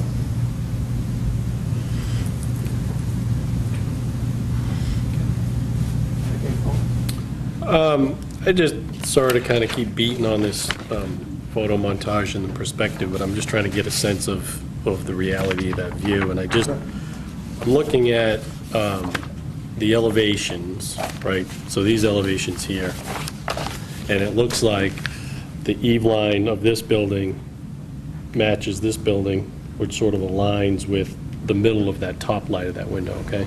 Yeah.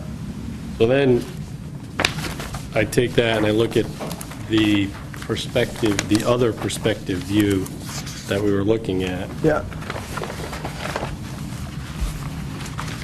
This one. And I take that line again and I just, connect the dots here in perspective, and it's putting where that might connect in the middle of where this band is as opposed to here. So I think in reality, this is probably a little bit taller than what that is in perspective, because all of this is sort of coming down, and if these are actually truly the same height, then something is amiss here. The roof there is a very shallow pitch roof, right? On the red house. If you follow the pitch of that roof up, it's about 4 feet different now, right, from our building? Right, but I'm looking at just the eave line, just to get a I think it's data. all, again, I think it's all the distance between the buildings. It's not going to hit exactly on that perspective. I mean, if you want us to, these buildings have all been shot by an engineer. So if you want us to go and give you the heights of every building on that street, we have them for you. I just, I'm still not convinced, sorry to keep harping on it, Yeah. that this is accurately reflecting that building. We did the best we could. I mean, I think we certainly didn't tell the guy not to, we're not, tell the guy to do a perspective, and we paid him good money for Fake news and it. it's fake architecture. Well, yeah, I mean, I know this is not something that you guys are, it's not something that, Yeah, this close-up one there, But maybe something where a model with the two buildings could help out a lot, and then just, that answers the question. Yeah, I mean. And we talked about that at the last meeting, so perhaps that. A model's going to make. That answers the questions. Right. And again, this is not something that we would take a look at. This is something that the planning board would take a look at. Planning board's not going to want the model. I don't know that. I mean, one thing we could do is, perhaps we could do a model of the new streets, because I think that would be more telling at a larger scale. Okay, guys, okay, let me, okay, all right. I'll show you a model, okay? I hate models because this building, it has mass, more mass than the adjacent buildings. It has very similar mass to 1 Station Street, but unless you own a helicopter, you never look at a model. That's why I just don't like models when you're looking at brand-new buildings. Brand-new buildings have more mass, obviously, than buildings that were built in, 1730, but I have a model, I'll bring it in. All right. I didn't want to, but I will. You guys can keep talking forever. Okay. Just while we're waiting,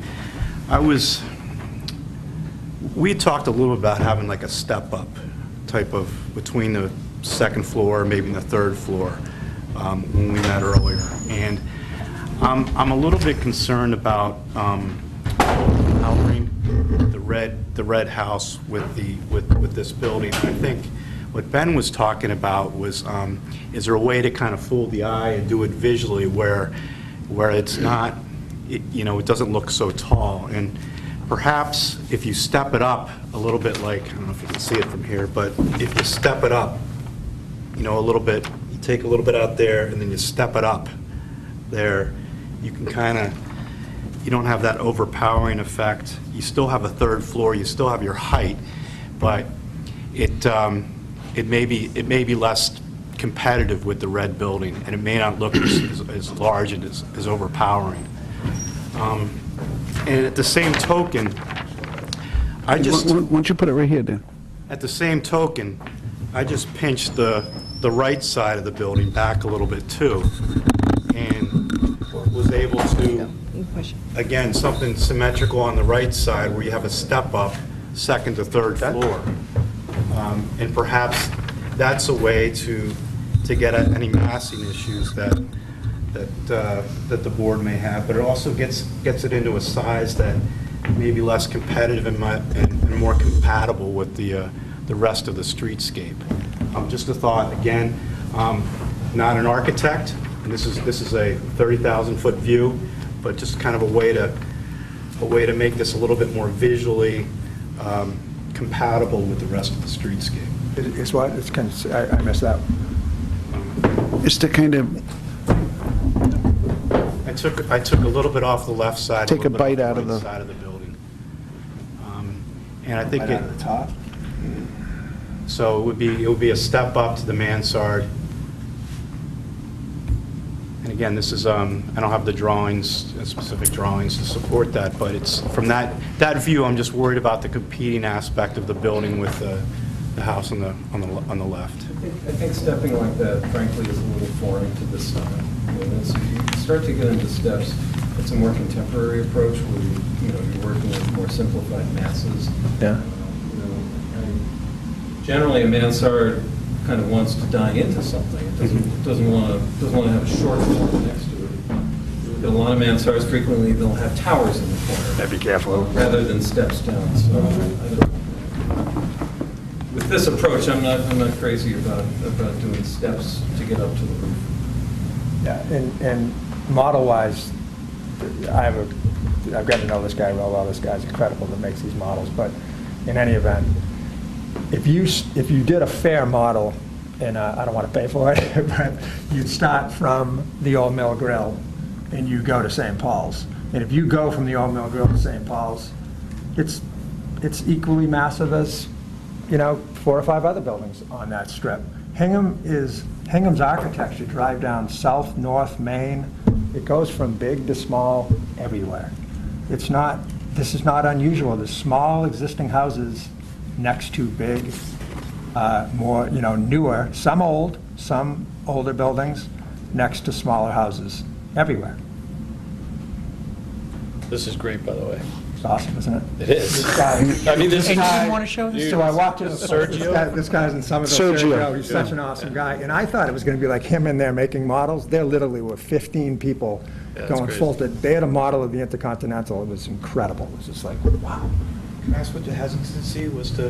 I think it shows, because a building looks like more mass from the air. It's just the way it is. If you look, right, but I think if you look at it this way, I think this is enormously Yeah, it helpful. helps us a lot because you can see how higher up the houses are across the street because of the grade. Yeah. It shows you how massive One Station Street is, and, we got to talk about One Station Street at some point. I mean, this is such an improvement from something like One Station Street, and hopefully One Station Street has to follow and has to fix it up, and has to bring it to the level of us. I don't know if anybody wants to. Well, you guys can keep it, I would think, right? I mean, you guys want to kick it around after the meeting or something? No, this. We'll be glad to give it to you with approval. No. Yeah, right. I mean, this answers a lot of questions and helps us out a lot. And Yeah. I was just, The mansards are not as steep as his. Jerry was playing with Jerry made them less steep, so the roof would actually look smaller. Right. But we were going so fast. Yeah, I was with Sergio perfect. yesterday at 3:00, So the glue is probably still wet, so be careful. It's pretty cool, isn't it? Yeah. So that grade, all the gradients now, my engineer took all the grades, and it cuts the grades automatically. It's incredible. They had a model. Yeah, they use laser. Yep. We've raised the bar to every homeowner in town. Yeah. It's been thousands of dollars. All these to Sergio people, to get them. all these people doing garage I think at renovations. the end of the project, like I was talking to Hans about this when we had some meetings alone, you guys really should have the model. You know what I mean? Everybody shouldn't be making a There model. should be for one their of the project. square. So you take that, right, and then the next guy that does the next section, do it from one to the next, and eventually you're going to have the whole downtown. That's the way it should be done, but that's my portion. You should see what they cost. It's out of control, but it is what it is. It's lovely.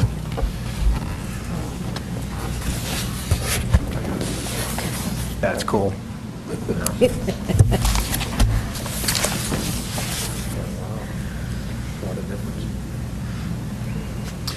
So Jerry, stuff like back to the facade and fooling the eye, and we talked about perspective and, well, for that matter, perception.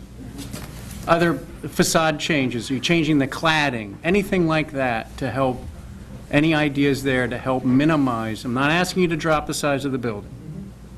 And I Things think- like that to help minimize it. Talking about materials, when you look at spacing of clapboards, what should they be? Yeah, what color the class, the color's going to be big, the color. The color's interesting, but Yeah. I'm just thinking of the three-dimensional things that cause shadow lines. Spacing of clapboards on a larger building tends to be just a little bit more than it would be on a smaller residential building, again, so that the whole thing kind of feels like it's in proportion to itself. And I think, we'll play with that a little bit. Honestly, I'm not quite sure what this is trying to, I think it's probably 4 inches, which is a little bit more than what you normally do on a house, but it is more consistent with what you see on larger buildings that do have thresholds. So I think the size of pilasters and columns, those have to be kind of accurately proportioned relative to all the frieze boards, moldings, and such that go above it. And we'll just, the classical rules of proportion are something that you want to make sure we get right. And as we go forward to develop the design, we'll just make sure that everything fits within some kind of book of rules of proper proportion of details. And I think that will help to make it look right. The biggest thing that helps this fit in, I think, is the creation of an eave line. And it's admittedly taller than the building next door, there's no doubt about it, it's not a very big building. But that brings it into kind of the realm of Hingham Square. And everything after that, I think, is kind of icing on the cake, and we just have to work at it and keep exploring and doing the arithmetic and doing large-scale details to make sure that it's right. I mean, we'll work with you right through the final set of drawings. With that? Steal this back. Which I think we've said that right from the beginning, that we're certainly agreeable to all your input and suggestions. Yeah, we're all about the quality and the look. It's got to be right. Would it be okay if we kept this? Sure, this yeah. for, Sure. and people can kind of drop by and Sure. think about it and look at it and study it and appreciate all the work that you guys did? We'd leave the, we should leave the renderings. Yeah. Thanks for your guidance and your help, too. I think that what we realized out of the last meeting was certainly... Yeah, you can see the man side, how he didn't have the man side Yeah. right. And it was so, literally, I picked it up, he didn't have time. No, I mean, I could go back and make the man, it'd make it look smaller because the man side would be back, it would look like a real man side. He just did the best he could with the, you know. Yeah, but I don't think that. I mean, what's important to see here too is that you're looking at is what you don't get in these is what's happening across the street in the grades that are changing across the street. I mean, it's so much better than what you thought you were going to get from us. When we Yeah. Well, I don't know what took us so long to take this out. My daughter's a senior in college, you know, she's like negotiating with me like I'm. Yeah, you thought we were going to Michael's with X-Acto knives. I've been trying to save this for when you needed it. Okay.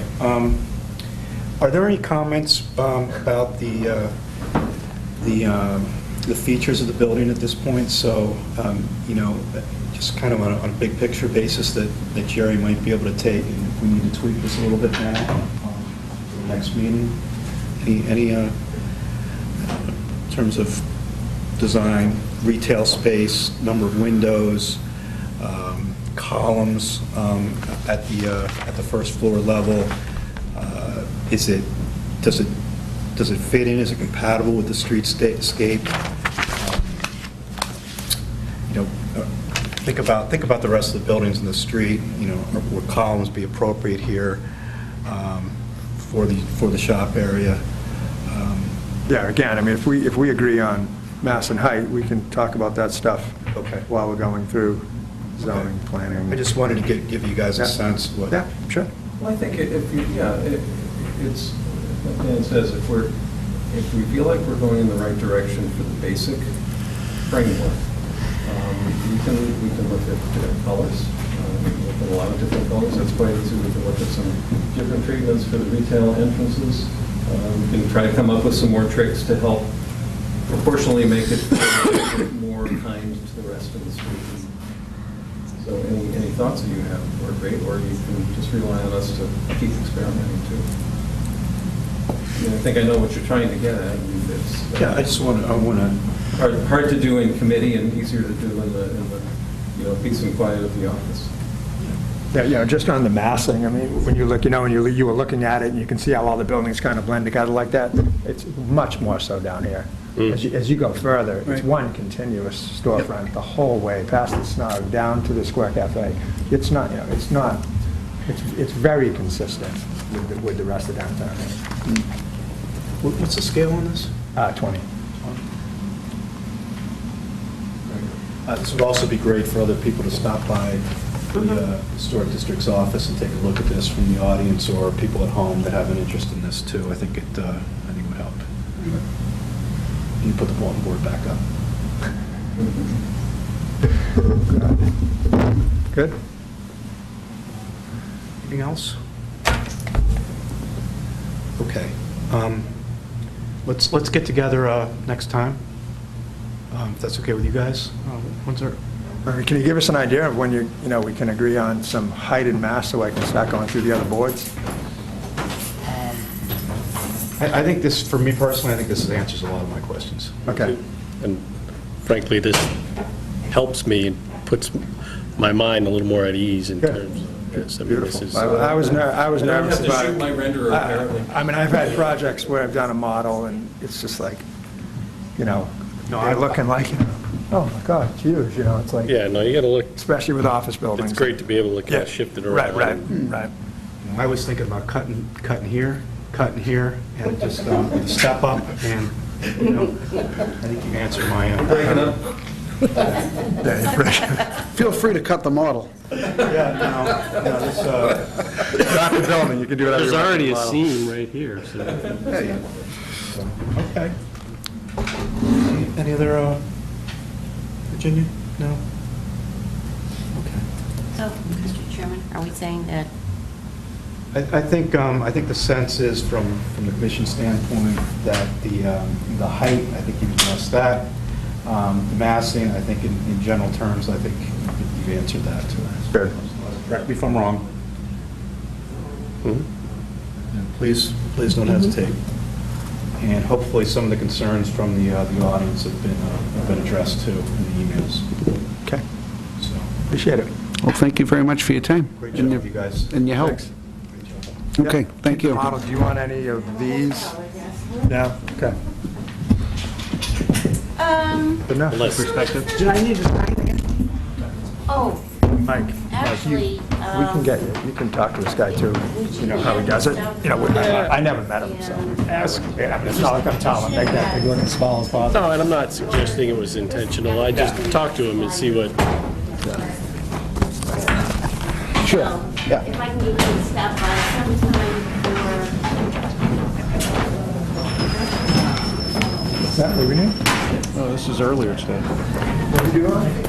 before the end of the summer. Have to have So Hans, This expires on the 28th. It was like the warm-up band, waiting for the main act. So Hans, we'll be reviewing color, the amount of trim, those kind of details. Yeah, next time. Next time. And if you want to, if you have thoughts on this after taking a hard look at it, and Oh, no, I think this was more telling than, at least to me. Okay. Yeah. No, I mean, this gives you the other side in a whole different perspective, but the before and after. And I think to what Ben was saying, figure out a way to sort of fool You know, the it might be helpful to save that picture and to have that picture in the amount office. of white versus Yeah, contrast, whatever it might be. The most recent, the man side. Because he didn't take a picture of it, so anyone who's watching us on TV can't see what that looks like. We can do a couple of different versions. I don't know if they can. The look from downtown versus towards the upper with all that glass. Is there a way to minimize So, glass, or will it give it more facade? Will that make it look bigger? Sherry. More clapboard. To me, it does. So I think the more. We can move on to the next one. But please save all those comments. Thank you. Please save all those comments for next time. We're having too much fun. Thank you so much. Appreciate it. Okay. I have something to, these are the, this is the existing, and this is the sketch provided by the board architect. So, let me pass those down. Okay, let me give a little bit of background here. We got. You know what, I'll pass them out. Okay. It's easier. So the Horns are here this evening. We went out to visit the house last week. Fair and Road, okay. You may recall that in the last meeting, we approved some changes to the house itself, but wanted the existing windows, most of them to remain. We went back out last week and took a look at the bay windows, and that's what's up for discussion tonight. Thank you. The Bournes had their architect there, and it was myself and Mike, Ben, and Linda, Kyra and Andrea were there. And the windows that we suggested to remain and restore are basically going to be restored as we went over. The only change that we're talking about tonight, and this is an informal discussion, is just related to the bay windows here. And the boards would basically like to swap these out for some different windows, and I'll let you talk about those if you will. Sure. Thank you. So forgive us because our architect and contractor aren't here, so we'll talk through what they have recommended we do and what you see in the drawing here. So the existing windows are fixed single pane windows that have completely deteriorated beyond repair. The middle of those three windows, I would say, was a casement window but no longer functions. And so they're all, for our purposes, fixed. What we would like to do is to put double pane, double sash windows into this bay where those fixed windows are today. And as our architect has drawn, she thinks the best way to do it, and forgive if it's the wrong terminology, cottage-style windows, which is where one sash is bigger than the other. So you can see there's a 6/9 on either side, and then an 8/12 in the middle, which does replicate the arrangement that they have now, or the the arrangement they have now, and also because the divider between the two sashes is up higher than the midpoint, it then lines up with, you can see on the left in her sketch, with the divider between the sashes on the existing windows. So we thought that was a good way to do it. And that way we also don't have to put storm windows over the front of these because they'll be double pane windows. The existing single pane windows are have been a constant source of moisture in the house, partially because they're in a state of disrepair, but also because they're single pane without storms on the front of them. We would like to have the ability to open windows in our dining room. There are no other windows in the room, so that is an important ask that we have that we don't have today with the existing arrangement.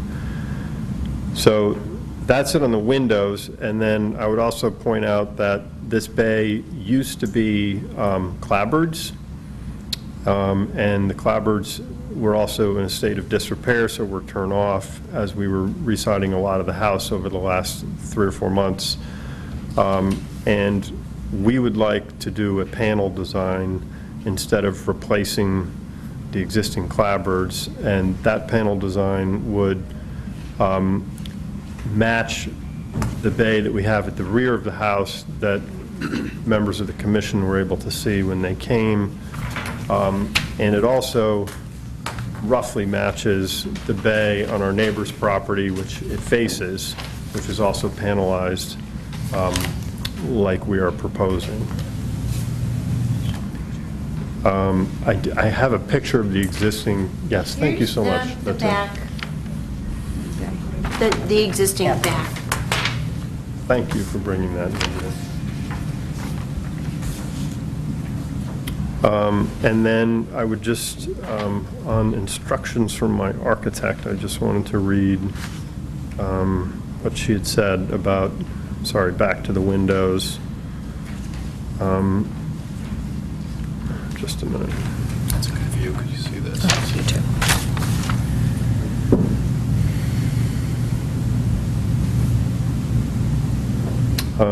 The Marvin window will match the commission guidelines with solid wood, 7/8" muntins, with a spacer bar between the panes of glass to simulate true muntins. So it's a simulated divided light wood Marvin window with 7/8 muntins. Right.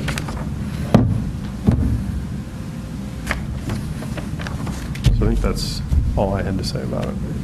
Thanks for coming in. So we can't take an official vote tonight because we didn't get it on the agenda in time, but what I thought we could do is bring Lawrence in so they could get some guidance for us, so they could get the product ordered, get the work done, get it closed in for the winter, then just come in next time and we can give them a formal yes or no. But if it's a no, I just wanted to give them some guidance now and have them look at some other stuff. If it's a yes, then have them get it going on this. So, what do you think? I'll start. Yeah, sure. I'm certainly in favor of the paneling, and although I'd love these windows because, well, they are incredibly unique, especially with a mullion layout. I still think it's conceivable that double hungs could have been put in there. And given the fact that they are beyond repair, I would be in favor. Okay. I would as well. I would echo those comments. The only thing I would say is that typically with replacement of single pane true divided light, we would ask that what goes in its place is also single pane true divided light, but you could still do a double hung with storms and a screen that would allow you that ventilation and still give you that insulating property, or with an energy panel on the window. So you have some other options there. But I think conceptually, the double hung cottage style window, I think it's fine with the panel below too. I like the double hung. I have no objections to the panels either. I would just echo Mike's comment as it related to simulated versus true divided.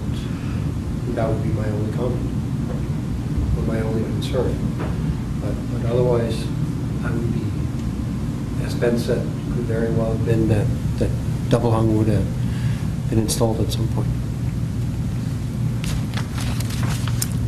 I'm okay with the request.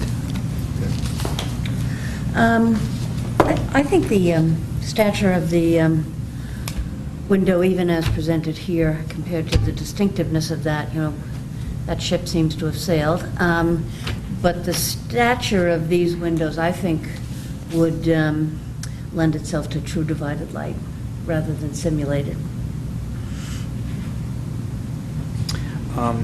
My thought is that with this particular situation, with the bay here, matching the rear, I think is appropriate with this type of situation. And you do have SDLs in the back, correct?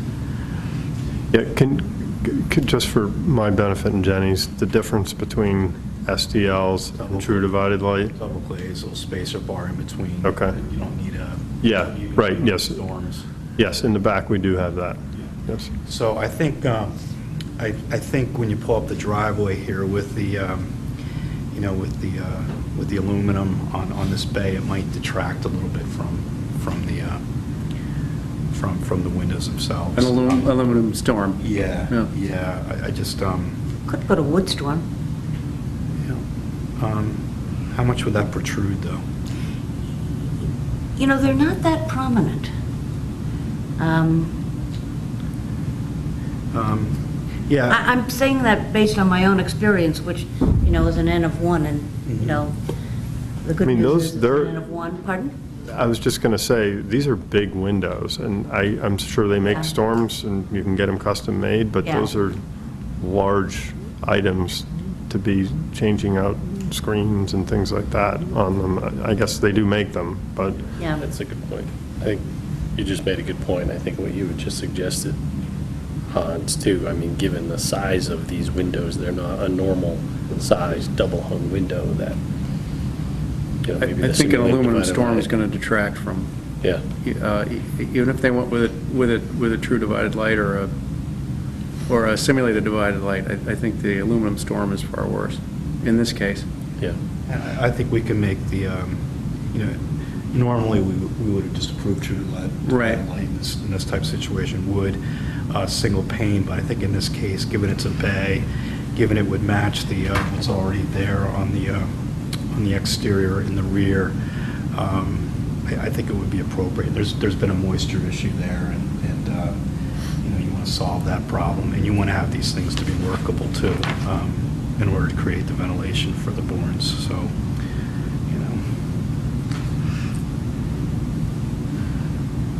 So my thoughts. Anything else? Nope. So I think you've got enough of the commission here in favor of what you're proposing with the panels to go ahead and get going on this. So I guess my question is, these are expensive items, and the board still needs to make a final approval of this, so we don't want to order them until we have the final board approval. So what does all that mean? I mean, we really need to wait until we have final approval before we order anything, right? And So we can take a straw vote here tonight, and then we'll follow through on that next meeting, and it will just be just going through the motions. Can we be clear of what the specifications are around that straw vote, even though we don't have it, in writing and a decision from the board, so that I can make sure my contractor knows exactly what the specifications are? I mean, it sounds like what we talked about, you're okay with. Yep. So it's the double glazed, and then the mutton size that we talked about, and the arrangement of the panes. If you wanted to be completely risk averse about this, and you wanted to wait for an official vote, even though we're giving you guidance tonight, if you wanted to do that, can your contractor start working on this and frame this out, do the bottom, do the panels on the bottom and everything, and just kind of, you can hold off for, what are we talking about? What's our next meeting? November 16th. November 6th. 16th, is that what it is? Yeah. I mean, so that would be the safe way to do it. You want to be absolutely safe, but I think, given what people are saying here, I think you have some pretty strong conviction here that we're going to vote in favor of this. Okay. Unless, I'm sorry, Mr. Chairman. So it seems like what it comes down to really is whether the board will approve the simulated divided lights as opposed to that's right. true divided lights. So if you're going to take a straw, maybe that's... That's right. And I think, and that's indicated on this drawing, so Yes. you can almost say, the straw vote based on this, because I think it outlines all of that. Yeah, I'm fine with that, and then we'll take a formal vote next time, and it will be the same outcome. Okay, but just to be clear. On the straw vote? Yeah. I am in favor.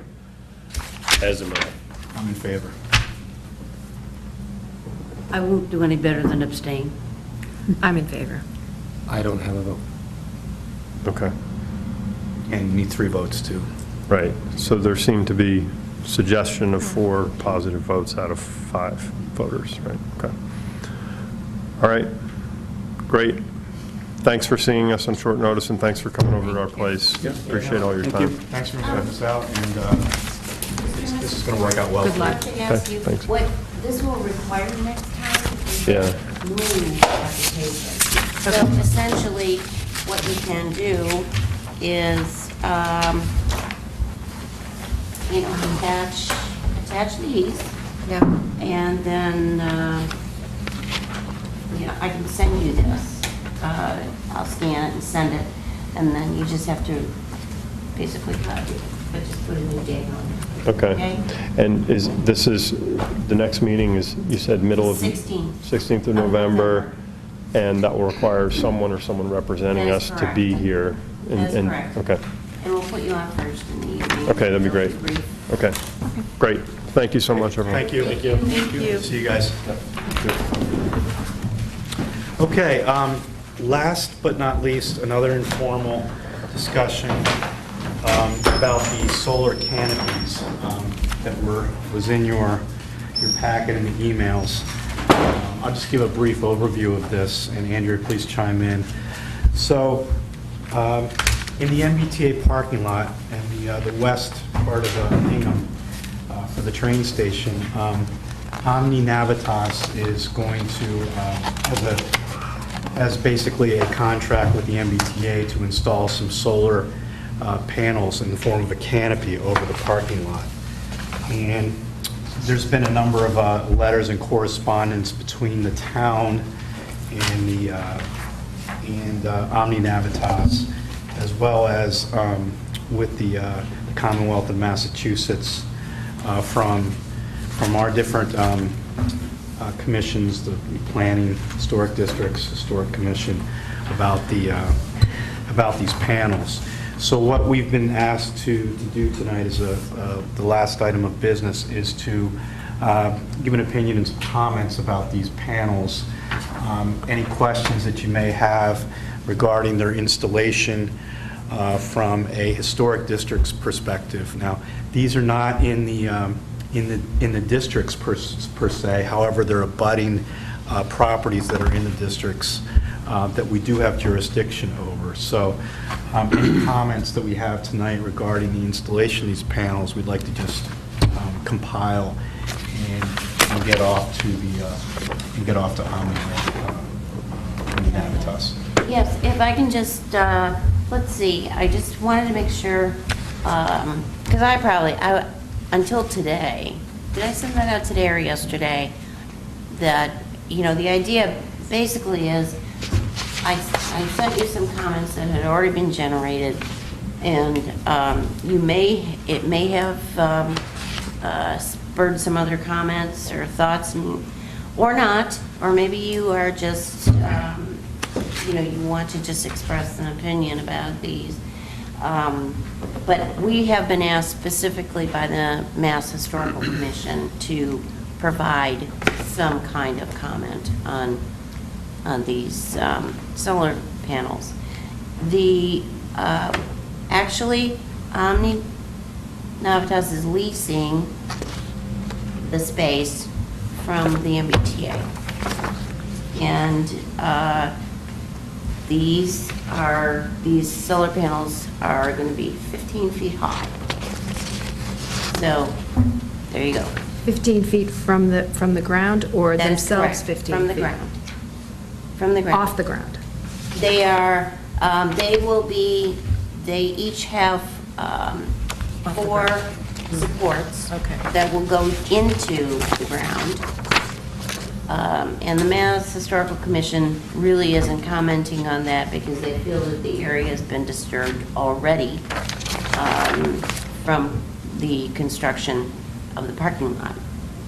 So they are going down into the soil, but then from the surface of the parking lot to the top of the array, it's 15 feet.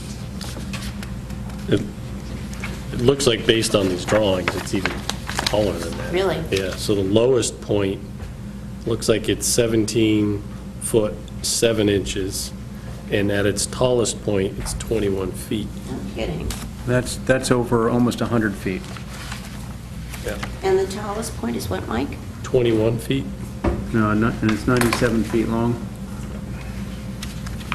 Is there an installation somewhere else? So we can see these? There are... Westboro. Oh, Westboro. Right, I did read that. And these... Let me see. And the airport, I guess, too. And the airport as well. Right, okay. I think we need better visuals of the impact of this once it's installed. The bar has been set pretty high tonight after going through 6 Station Street, so I think we need some type of better visual than some black and white photocopies that they sent us of what this is going to look like. No, it was in color, but Okay. I felt like I could do that myself. Well, I think just a couple of views is not, we need some views from some of the abutting properties perhaps, as well as from different angles of the street. And you know what, I think that model did a lot of work for us tonight, so I think it's something with its 21 feet high, maybe a model showing kind of what this parking lot's going to look like and the cars parked underneath it might be pretty helpful. Right.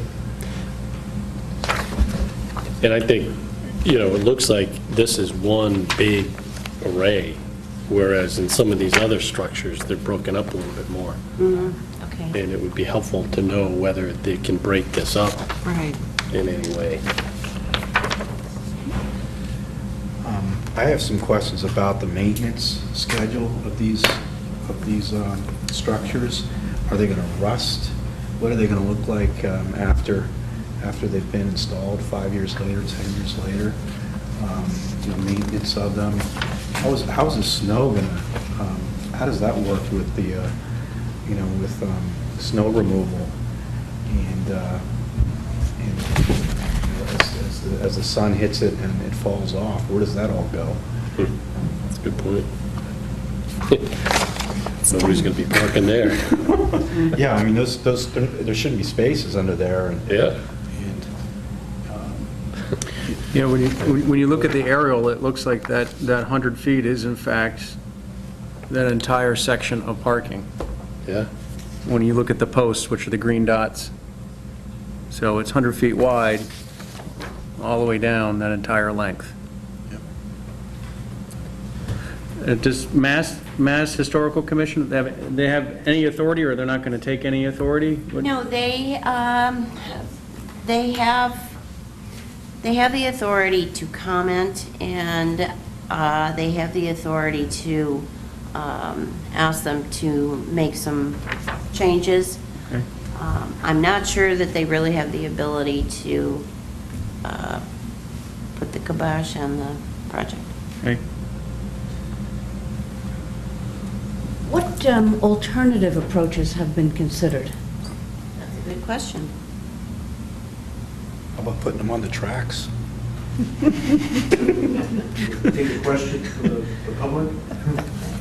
Sure. That's okay. Justin, go ahead. I would wonder about public safety, initial initial responders. If you have an accident with those, is a fireman going to get like a piece of solar panel that might be sitting in the sun? Right. That's a very good point. And on that, if there's a car fire, what happens to the structure above it? A lot of posts to navigate. Yeah. Well parking. This is a small lot. I mean, if they really want to put solar panels on it, you should just build the canopy and put them on like you put on a roof. I know, that's, I Because agree this with is, you. this is ugly and it's difficult, but it's small area. Yeah, kind of build a giant carport. Yeah. And then And then put the just panels install on them, top. and then you could tilt it probably so that you wouldn't even see that much from the road, Mhm. instead of making it a farm. I mean, this looks like the Yeah. solar farms that they have. I mean, they have them around on various state sites. I know several of the prisons have them. But this is not that kind of space. But I'm generally supportive of solar power, but in a way that makes sense for that small, it's a small parking lot. Is there a proposal for Nantasket Junction as well? Yes, there is. Yeah, let me just- I know that's not within our jurisdiction. I'm just curious No. if they're proposing this at other stations. And there's, yeah, for Nantasket Junction.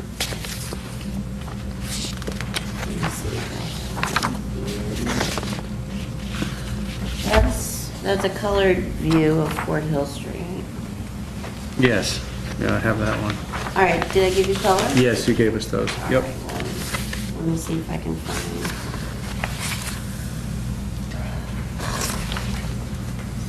Do we know what color the base would be? I don't know that. I mean, I'm just thinking about what Ben said regarding 6 Station Street. Is there something color-wise that they could do to the base to minimize the appearance?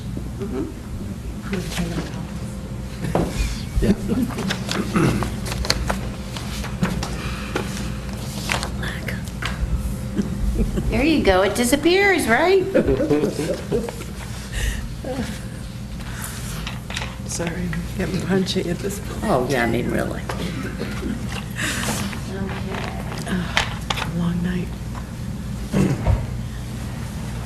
Capacity is saturated. Andrew, we talked about, from not really a historic district's perspective, but just from a revenue stream to the MBTA, I think it would be in the best interest of the town of Hingham to somehow capture a piece of that revenue stream for this to be installed in the parking lot. And, I would hope that the various boards that are looking at this would ask for that. Actually, there are no boards looking at it because the state projects don't need to be permitted like regular. So this is not a zoning, this is not something that the selectmen would review?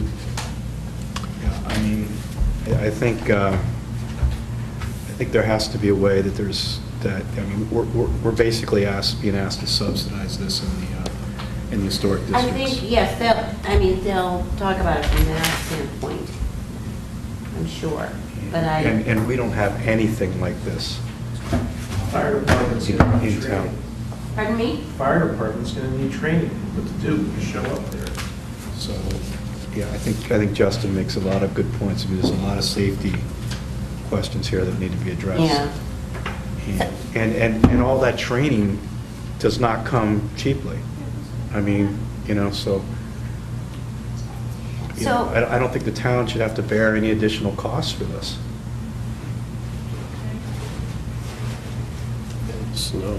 I just can't get over that. What Yeah. are they going to do about that? So, let me just be clear, right now, because these are located in a National Register eligible historic district, the Historical Commission will weigh in, and because the homes that are impacted are located under your jurisdiction in the historic district, you're being asked for comments. In Town Hall, our interim town manager or administrator, Tom Mayo, is looking at this very carefully along with my boss, Mary Savage Dunham, and the assessor. So right now, that's where it's at, and so that group is.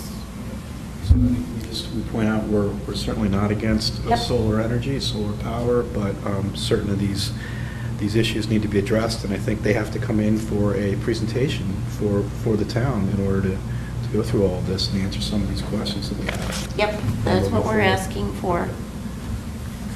So. Do we have enough? Do we have I think we've got enough. I know you put together a pretty comprehensive letter that was sent out. You generated some financial concerns, and we've gotten some other good things tonight, so. Great. That's great. Another follow-up letter, too, might be, once we hear from them. So they can address those before coming before us. They won't come before us, Or the but town. before the town, yeah. Okay, I still have, Anything else? They'll lose parking spaces if they put that in. I'm sorry, TikTok, but Tight we enough have as a it couple more things. All right, this question is, there are two properties people have called me about. They want to do some work. I'll explain what it is, and my question to you is, would you like to review it as a board, or is this something you feel that I could approve administratively? So we may have to share these, but.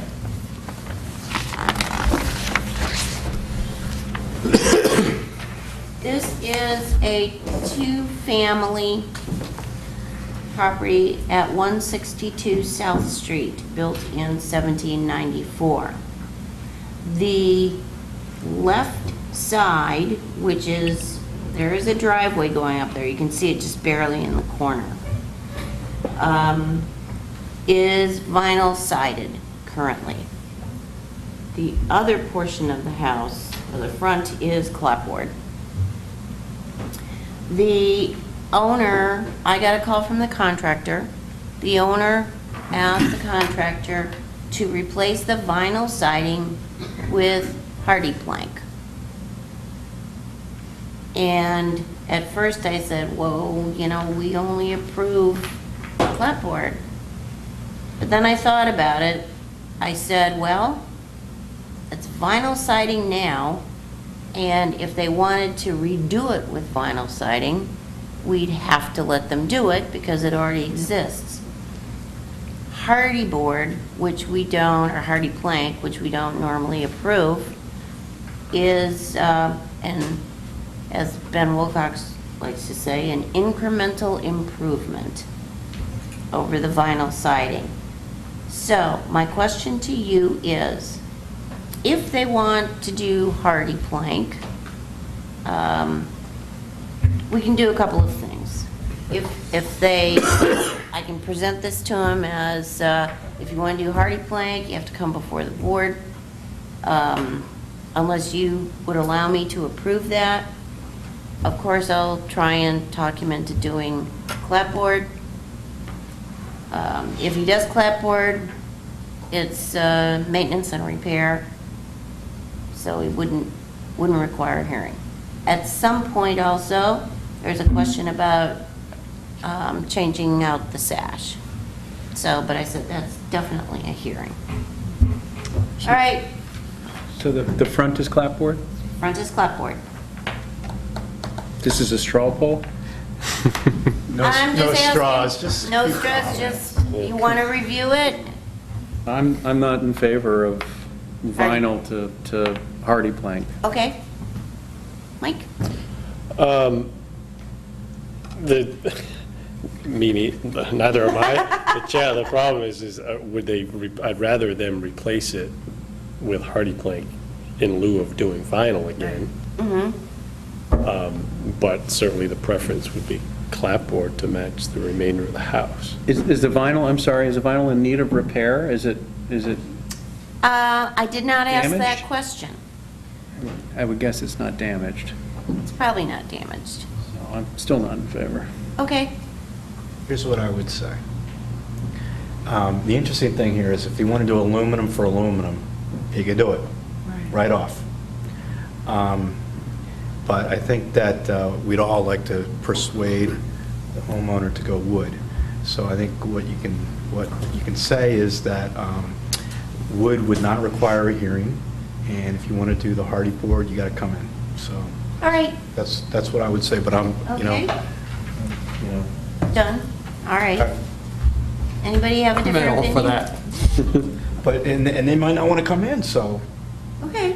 But they'd have to figure out, because it's, we haven't approved hardy board in the past. No, we haven't. And there are other issues with hardy board. It does shrink and expand with the change in temperatures. And my eye can see I know when it's hardy board. I know when it's hardy plank. You see those gaps. Of course, I know when it's vinyl. Yeah. I mentioned to the gentleman, the contractor who called, he said, you can't tell the difference. And I said, well, I think you can. I said, if you look at the community center, the side that faces Central Street is hardy plank, but the front, the clapboard was just replaced on the front, and it's really quite a A difference. clapboard has an eased trailing edge, whereas a hardy plank has a square edge. Okay. If we're a board of preservation, why are we talking Very about true. anything but clapboards? Very true. Okay. Go ahead, Mike. No, I was going to make a joke and say, well, I guess we should preserve the vinyl siding. Yeah. That's good. Okay, so that is done. I have one more. Okay, I have one more. And what did I do with it? Oh, here it is. All right, you remember I think it was at the last meeting or maybe the August meeting. We just looked at the minutes for this, I think. Oh, good. Yeah, yes, it was August. That was 4 hours ago. Yeah, right. I mean, come on. We approved this awning above what used to be Essentials Day Spa, but now it's 222. Yeah. So I got a call from another tenant in the building, and he would like, there are 2 other entrances. He would like to have the exact same awning that says 222 for the entrance to wherever he goes through.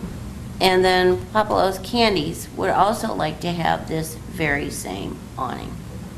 So my question to you is, shall they all come in? Or are you okay with this? If it's the same thing and I get the specs, can I tell them that they can install the awnings? Is that the side facing North Street? Is this Yes. the side? So I know where Pupelo's is. And there's another one on the what is that called? The small street. where Right. You can get, the cleaner is. Right. And the tracks are on the other side. And we're talking the awning. The awning, period. It seems bureaucracy at its worst to make them come in and do it, doesn't it? That's a good point, Ronnie. I- Same colors. Same color, exactly. same, nothing else on there. everything. And the- Same. And the Same building. size? The size is the same? I will double check on that. Not going to do pink at Pupolo's? No. Same. As long as it's the same exact thing, I don't know. Okay, It's fine. all right, thank you. I will let them know that. I do have a question. When you walk out this door, what happens? Oh. The new awning catches you, right? The awning catches you. Yeah. Right. Just like in the cartoons. Okay, and so I think that's it. Okay. I'd like to draw this meeting to a close. Historic Districts Commission, thank you all for coming, and see you next time. Do you have a second? Second. All in favor? Aye. Okay, 10:05. Great job, you guys. Awesome. Good work.